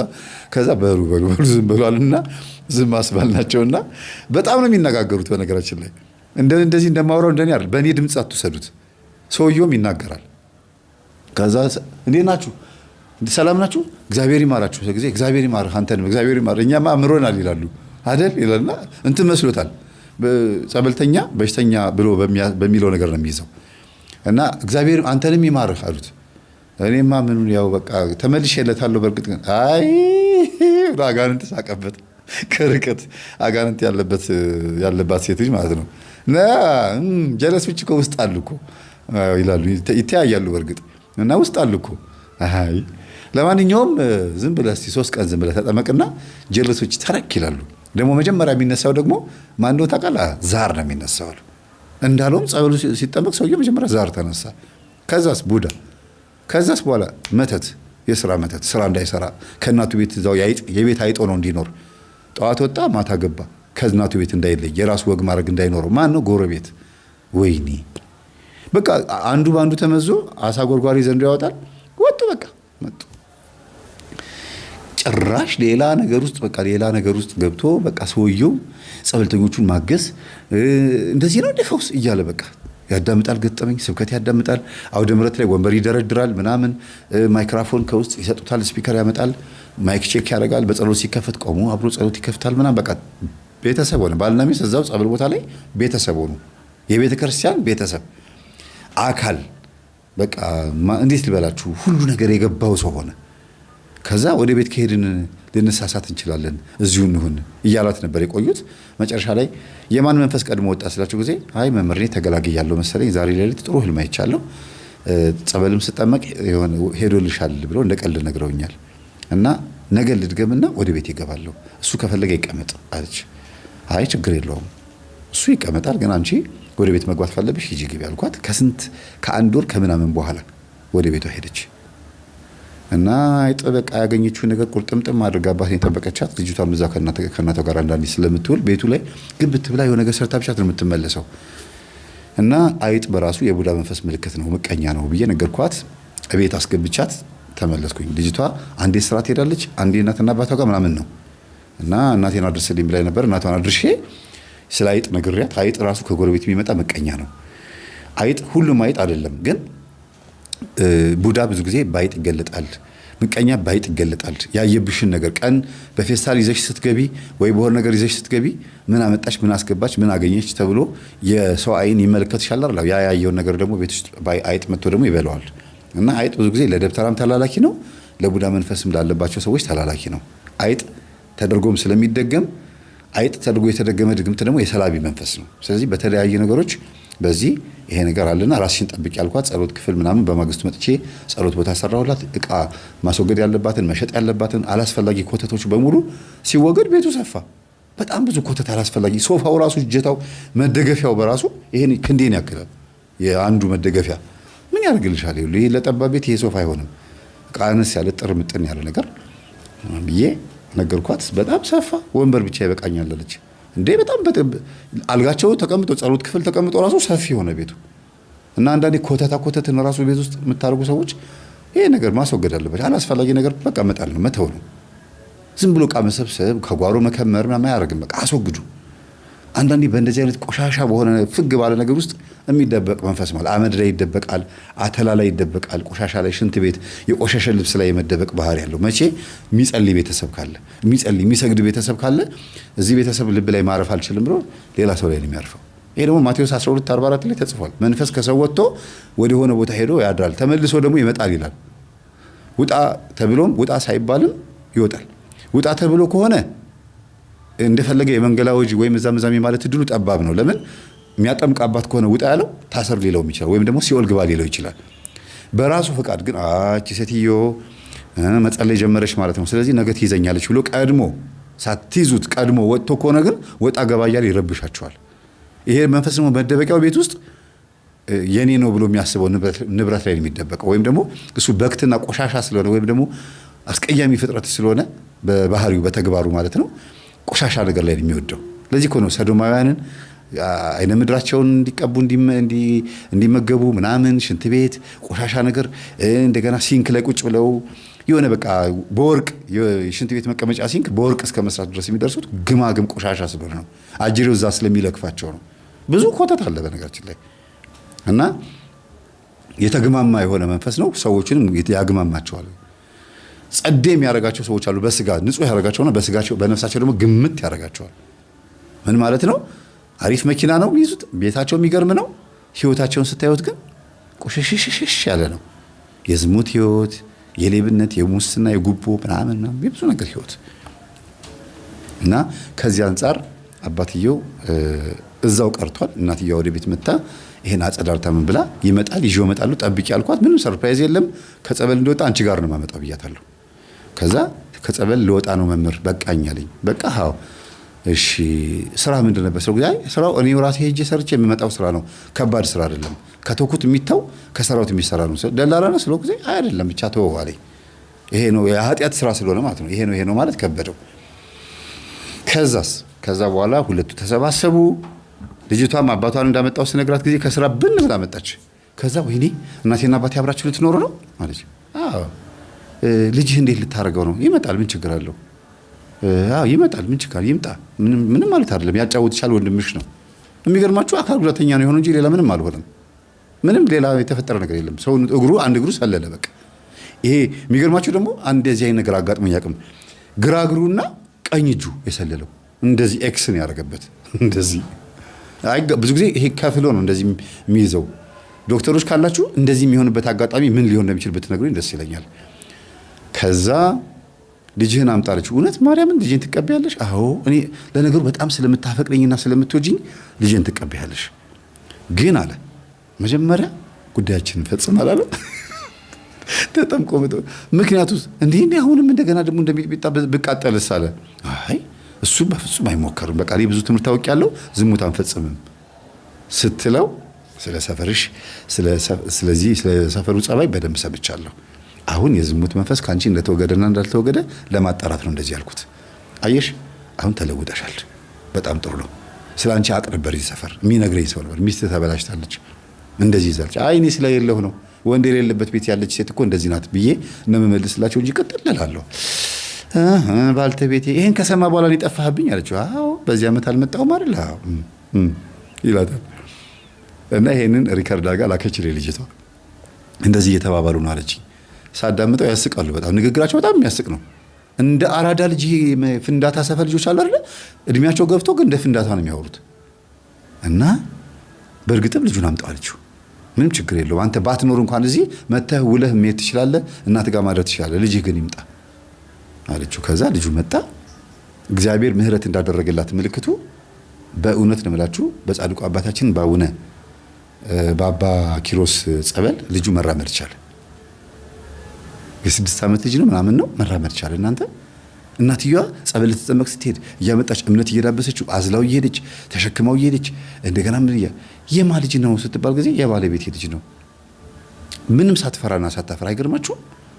ተስፋ ይታበት እኮ ነው። በህልሟ ተነስቶ ሲፈነጥዝ ሲዋርቅ አየችው። መጀመሪያ ገና ቤቷ ሲመጣ ወይኔ እግዚአብሔር ሆይ ይሄ ልጅ ይድናል፣ እግዚአብሔር ሆይ ባክን ጻድቁ አባቴ አባ ኪሮስ እንደው ይሄ ልጅ ፈውሱልኝ እያለች አባ ኪሮስ ጣፎ ድረስ እየሄደች እምነት እያመጣች በእምነቱ እየተዳበሰ በገድላቸው እየተዳበሰ ምን እያለ እግሩ ዳነ። እጁ አልዳነም። እጁ ስቲል እስካሁን ድረስ ገና ነው። በእግሩ ግን ቆሞ ይሄዳል። አሁን ለምንድን ነው? እግዚአብሔር እንግዲህ ነገ ደግሞ እንድትበረታ እንድጠነክር እጁ ደግሞ በራሱ እምነት ሊድን ይችላል። ልጁ ራሱ እንዲነበርክ እኮ ሲባል ሲነገረው ዋናው ቆሜ መሄዴ ነው ችግር የለውም ብሎ ደግሞ ሊሰግድ ይችላል። ሲሰግድ ደግሞ ራሱ መዳኛ መንገድ ያገኛል። ሰው በአካሉ ላይ ጎዶሎ ነገር ካለው መበርቻ ነው ይባላል። ቁስል ካለው መጠንከሪያ ነው ማመኛ ነው ይባላል። እና ይህ ጥሩ ነገር ነው። ወደ ህይወታችን አንድ ነገር ሲመጣ እግዚአብሔር ይሄን ነገር ያመጣው እኔ በሆነ ነገር እንድበረታ ፈልጎ ነው ተብሎ ነው የሚባለው። እና ይሄ ልጅ የባሏን ልጅ ማለት ነው ከሌላ የተወለደው ልጅ አዳነች። ከዛ ሚስትየዋ ሰማች።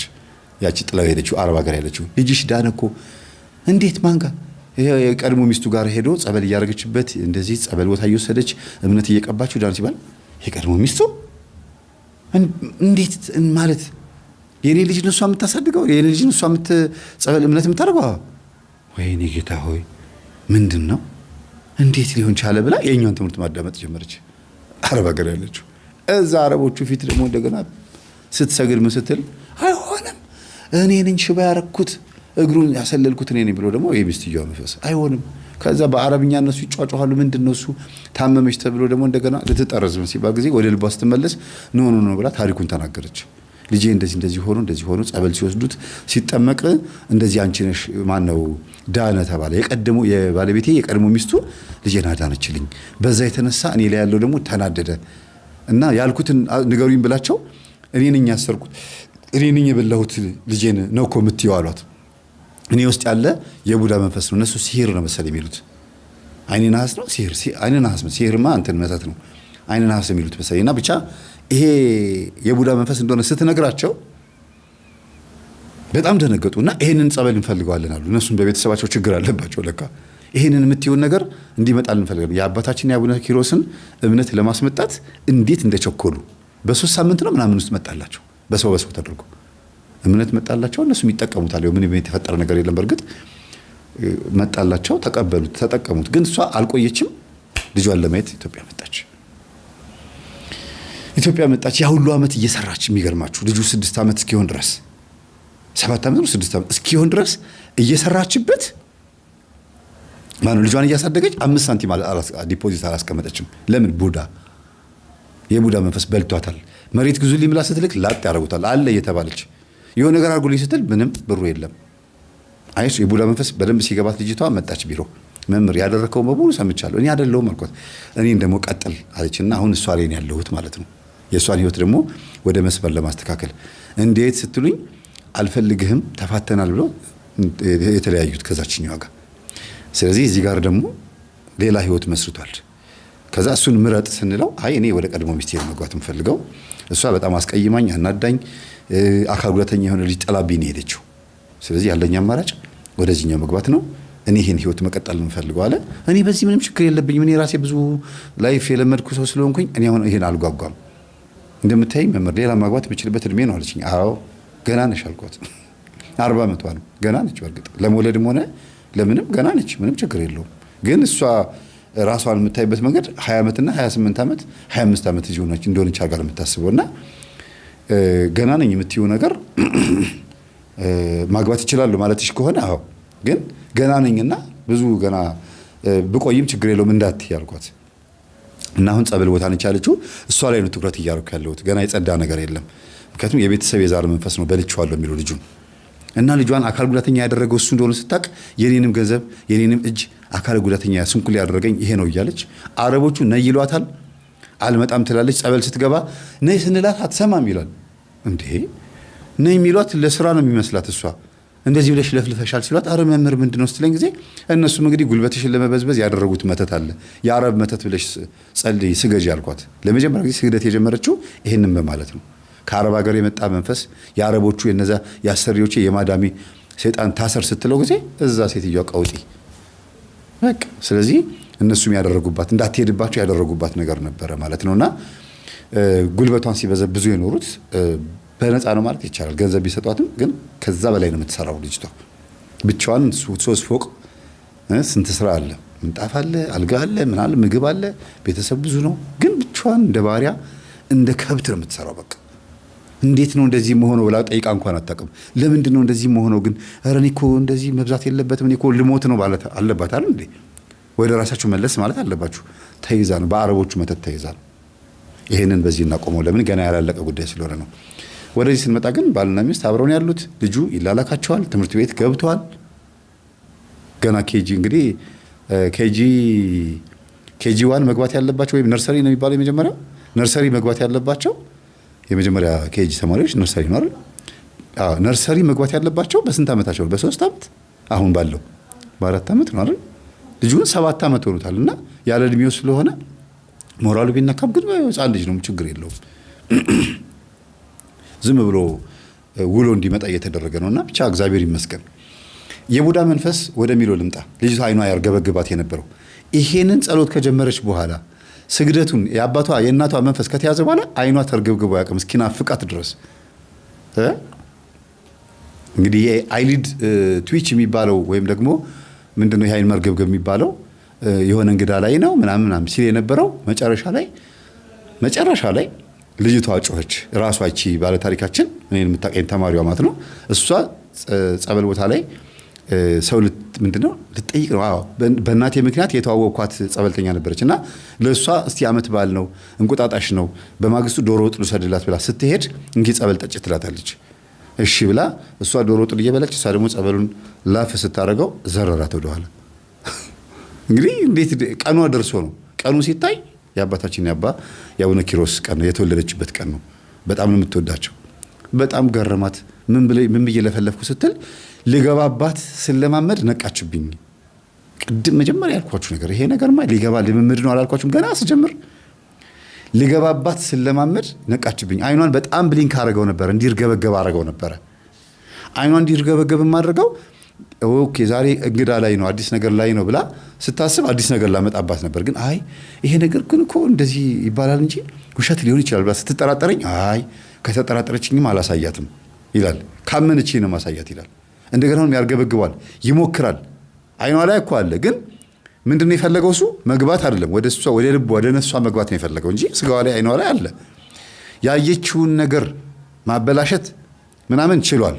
ግን የሆነ አዲስ ነገር ላይ ነው አይኔ ሲርገበገብ ብላ አስባ ሲመጣ ወይኔ እውነትም አዎ ይሄን እኮ አስቤ ነበር ብላ እንድትቀበል ነበር የፈለገው። ልክ እንደ እናትየዋ እንደዚህ ነበር እኮ አለች። አይኔ ከተርገበገበ ልክ እንደዚህ ነበር መሆነው እና ልጄ እንዳትታዘብኝ ብዬ ነው እንጂ ብዙ ነገሮችን ብዙ ጊዜ ላበላሽ ስል ነው የሚታይ የሚርገበገበው አይኔ። የሚጠቅም ነገር አይደለም። የሚጎዳኝ ሰው ወይም ብርጭቆ ሊሰበር ሲል ወይ የሆነ ቲቪ ሊቃጠልብኝ ሲል ምናምን ቀድሞ ያርገበግበዋል። ከዛ ጦሽ ሲል እጭ ለዚህ ነው አይኔ የተርገበገበው ይሄ ሊያሳየኝ ነው ምናምን እላለሁ አለች። ልጅቷ ደግሞ አይኗ በተርገበገበበት ቀን የምትሰራበት ቦታ ላይ በፍጹም ስራ ቢዝነስ አይመጣም። ሰው ይጠርባታል። ይሄ ሰው እንደ ቡቲክ ብላችሁ ሰሩትና አይደለም እንጂ መጥቶ የሚገዛ ወይ የሆነ ልብስ ምናምን የሚሸጥበት ቦታ ከሆነ አይገዛም ማለት ነው። እና አይኔ በተርገበገበበት ቀን በጣም ነው እማዝነውና ምናደደው ወይም ደግሞ ሚከፋኝ ዝም ብሎ ድብር ብሎ ነው ሙሉ አለች። ከጧት ጀምሮ ሲርገበገብ ከኋላማ ተውት፣ ማታ ከተርገበገበ ደግሞ ስቃዥ ነው ማድረው አለች። እና ይሄ ከመንፈስ ጋር የተገናኘ ነው ስንል ከምን አንጻር ነው? መጀመሪያ የዛር ቡዳ ካለ የገባ መንፈስ ካለ ይሄንን ምክንያት አድርጎ አዲስ ነገር ልታይ ነው ሊል ይችላል። በሕክምናው ሚስተካከል ይኖራል። ስልክን በተደጋጋሚ ማየት፣ ላይት ስክሪን ላይቱ በጣም ከበዛ፣ ጭንቀት ከበዛ፣ እንቅልፍ በሰዓቱ አለመተኛት፣ በቂ እንቅልፍ ሰዓት ከሌላ አይን ሊርገበገብ ይችላል። ቡና፣ ሻይ፣ ሌሎችም መጠጦች ሱስ ያለበት ሰው ያ ነገር አምጡ ብሎ ሲያዛጋና ሲያንተ ሲለው አይን ሊርገበገብ ይችላል። አብሮ መርገብገብ ሲባል እንደዚህ አይደለም። እዚህ ስር የምትርገበገብ ነገር አለች። በጣም እንዲህ የምትል አይደል? በጣም የምትርገበገብ አልሆነብሽ አይደል? ልክ እንደዛ ማለት ነው። አዎ ብዙ ሰው ነው ያ በስጋም ተሞክሮ ሊተው ይችላል። እስቲ ሞክሩት፣ ሊተው ይችላል። ግን ሞር 80% ምናምን አጅሬው ነው። ለምሳሌ ጆሮ ጭው ሲል ምን ይላሉ እናቶቻችን? ውይ ምን ክፉ ወሬ ሊያሰማኝ ነው ይላሉ አይደለ? ክፉ ወሬ በሚለው ነው የሚሉት። አይን ሲርገበገብ ግን ምን ሊያሳየኝ ነው ወይ የሆነ እንግዳ ሊመጣ ነው የሚባለው። መርጠው ነው እነሱ የሚመኙት። ጆሮም ሲሆን ጭው ይላልና መጽሐፍ ቅዱስ ላይ ዘዳግም 28 ላይ ጆሮን ጭው የሚያደርግ ወሬ ያመጣብሃለሁ ይላል። ለምን ጆሮ ድፍን ጭው የሚለው የሆነ ነገር ሊመጣ ሲል ነው ከሚለው ክርስቲያናዊ የሆነ አስተምሮና ትርጉም አብሮ የሚሄድ ስላለው ነው። በሳይንሱ ስትመጡ ደግሞ ዋየርለስ የሆኑ ኢርፎኖች በተደጋጋሚ የምታደርጉ ሰዎች ጆሮን ድፍን የማድረግ ቲኒተስ የሚባል ነገር አለ። ይሄ ጸጥ ስትሉ ሲያውን ጸጥ በሉ ፂው የሚል ነገር የለም። ጭንቅላት የሚጮኸው ነገር በጆሮ በኩል ድምፁ ይሰማል። ቲኒተስ ይባላል ወይም ታይነተስ ይሉታል። ይሄ ድምፅ ማስወገድ ይቻላል። ምክንያቱም ምንድነው? ጭንቅላት እናቶቻችን ቅቤ ካልተቀባን፣ ድርቀት ሲኖር ቅባት ካልተቀባን ምናምን እንደዚያ ነገር ሲሆን ነው ጆሮ የሚጮኸው ይላሉ። ትክክል ነው፣ ሊያገናኘው ይችላል። ቅቤ ተቀብቶ መሞከር ነው፣ ቅባት ተቀብቶ መሞከር ነው። ድርቀት ካለ ለምን ድርቀት በራሱ የሆነ ችግር ሊፈጠር ስለሚችል። ግን ደግሞ በተደጋጋሚ ጆሮአችሁ ድንገት ድፍን ብሎ ሲዘጋ የሆነ በቃ እዚያ ጋር መጥቶ የቆመ የተገተረ መንፈስ አለ ማለት ነው።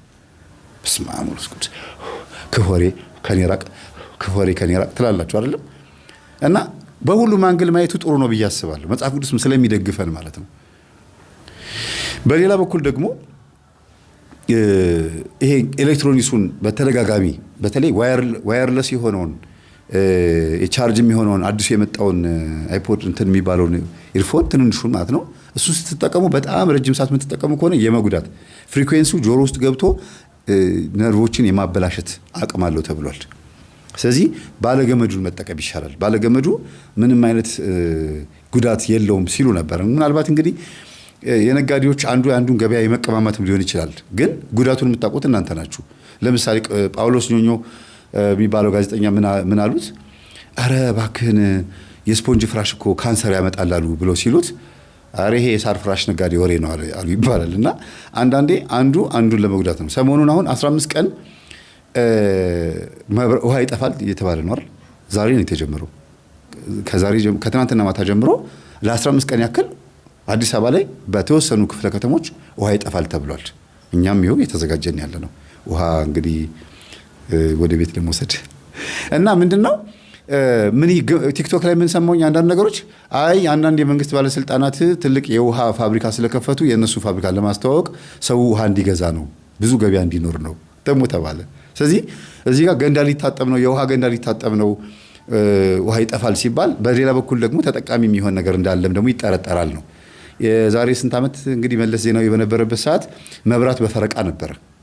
መብራት በፈረቃ በነበረበት ሰዓት በኋላ ምን ሰማን? የብራዚል ይሁን የምን አገር የጄኔሬተር ፋብሪካ ከኢትዮጵያ መብራት ኃይል ድርጅት ጋር ተነጋግሮ ተፈራርሞ ነው፣ በጋዜጣ ላይ ያነበብኩት፣ ተፈራርሞ ጄኔሬተር በብዛት እንዲሸጥ እና ብዙ አይነት ጄኔሬተሮች ስላሉ ህዝቡ ጄኔሬተር ገዝቶ በየሁሉም ሰው ቤት እንዲዳረስ ስለተፈለገ ነው እንጂ መብራት ፈረቃ የነበረው እውነት ፓወር አጥሮ አይደለም እስኪባል ድረስ የዚህን ያክል ህዝብን የሚሸወድበት ሁኔታ ሊኖር ይችላል ነው።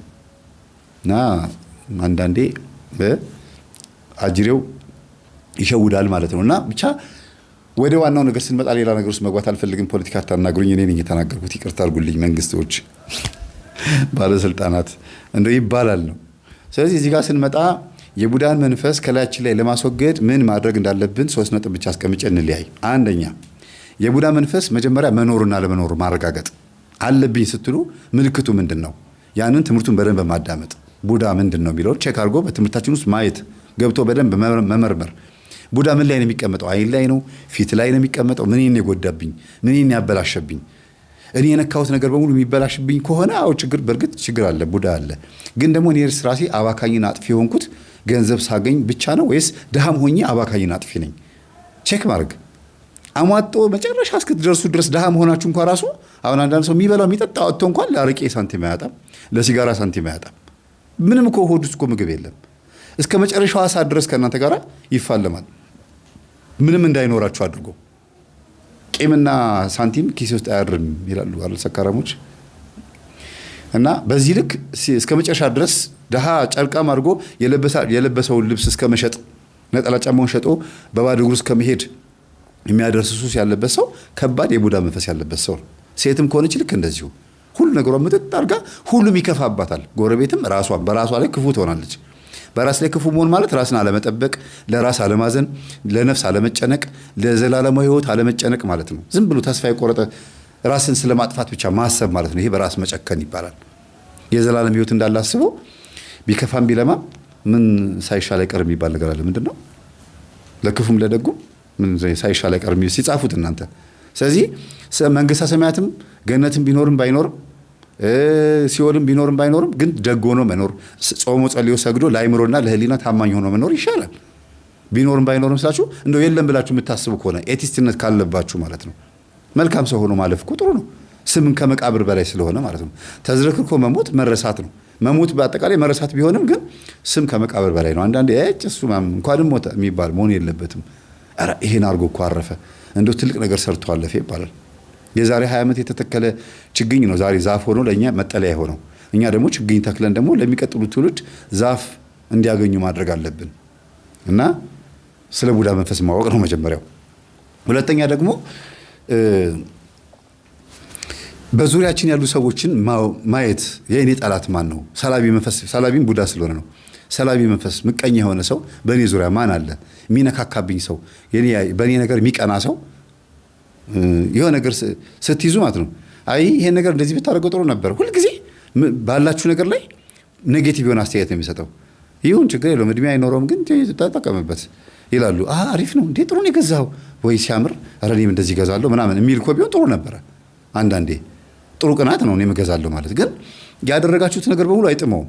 ሁሌ ባደረጋችሁት ነገር ላይ ኦፖዝ የሆነ አስተያየት ነው የሚሰጠው። ይሄ ምቀኝነት ነው። የራሱን ኢጎ ሰው ላይ ያንጸባርቃል። ሳያውቀው ግን ቡዳ መንፈስ ነው የሚያስተላልፈው ማለት ነው።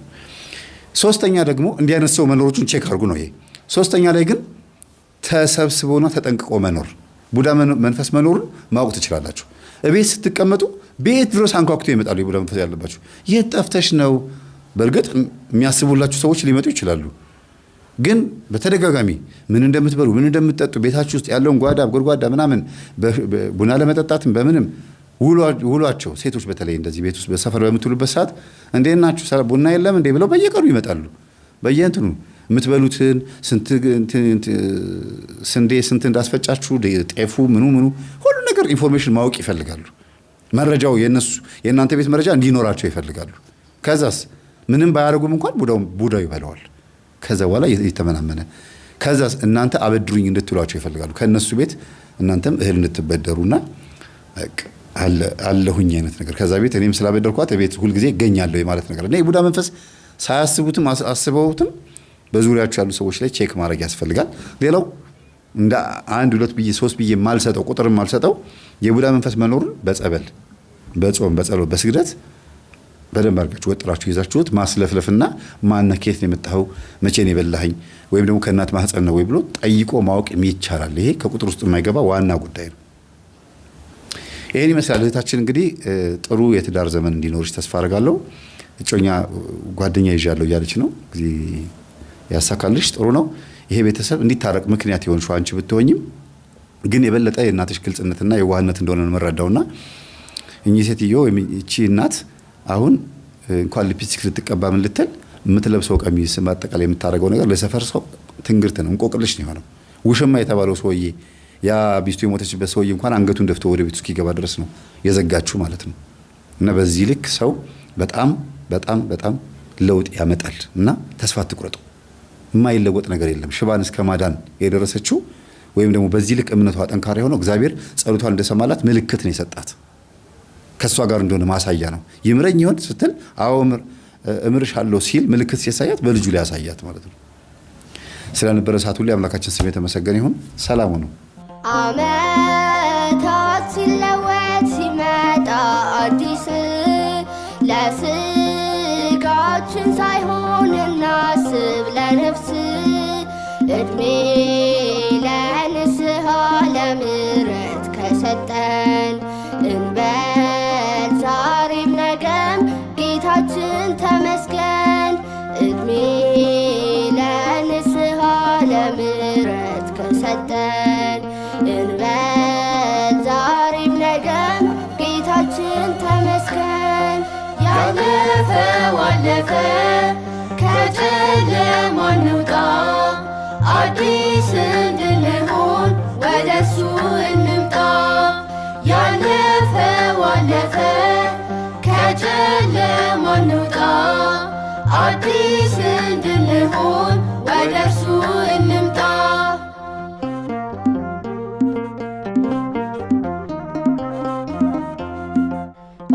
ባለፈው ዘመኔ ጌታን ባስከፋውም ተግባሬ በሙሉ ባያስደስተውም በምሕረቱ ብዛት ጠብቆ ካቆየኝ በቃሉ ኖራለሁ ኑሮዬ እንዲበቃኝ። በምሕረቱ ብዛት ጠብቆ ካቆየኝ በቃሉ ኖራለሁ ኑሮዬ እንዲበቃኝ። ያለፈው አለፈ ከጨለማ እንውጣ አዲስ እንድንሆን ወደሱ እንምጣ። ያለፈው አለፈ ከጨለማ እንውጣ አዲስ እንድንሆን ወደ እርሱ እንምጣ።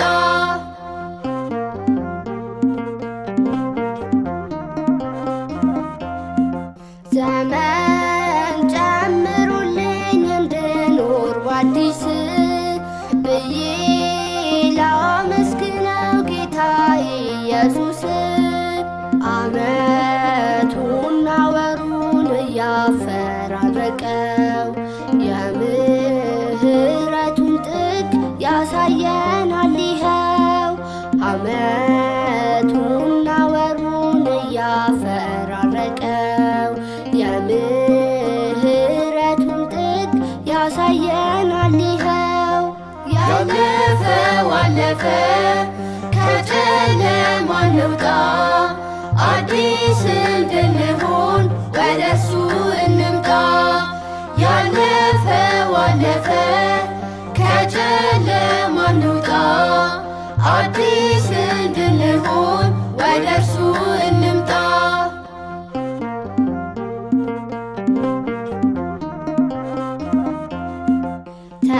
ተመስገን ተመስገን አምላከ ምሕረት ሰውን ብትወደው ሰጠኸው ሕይወት።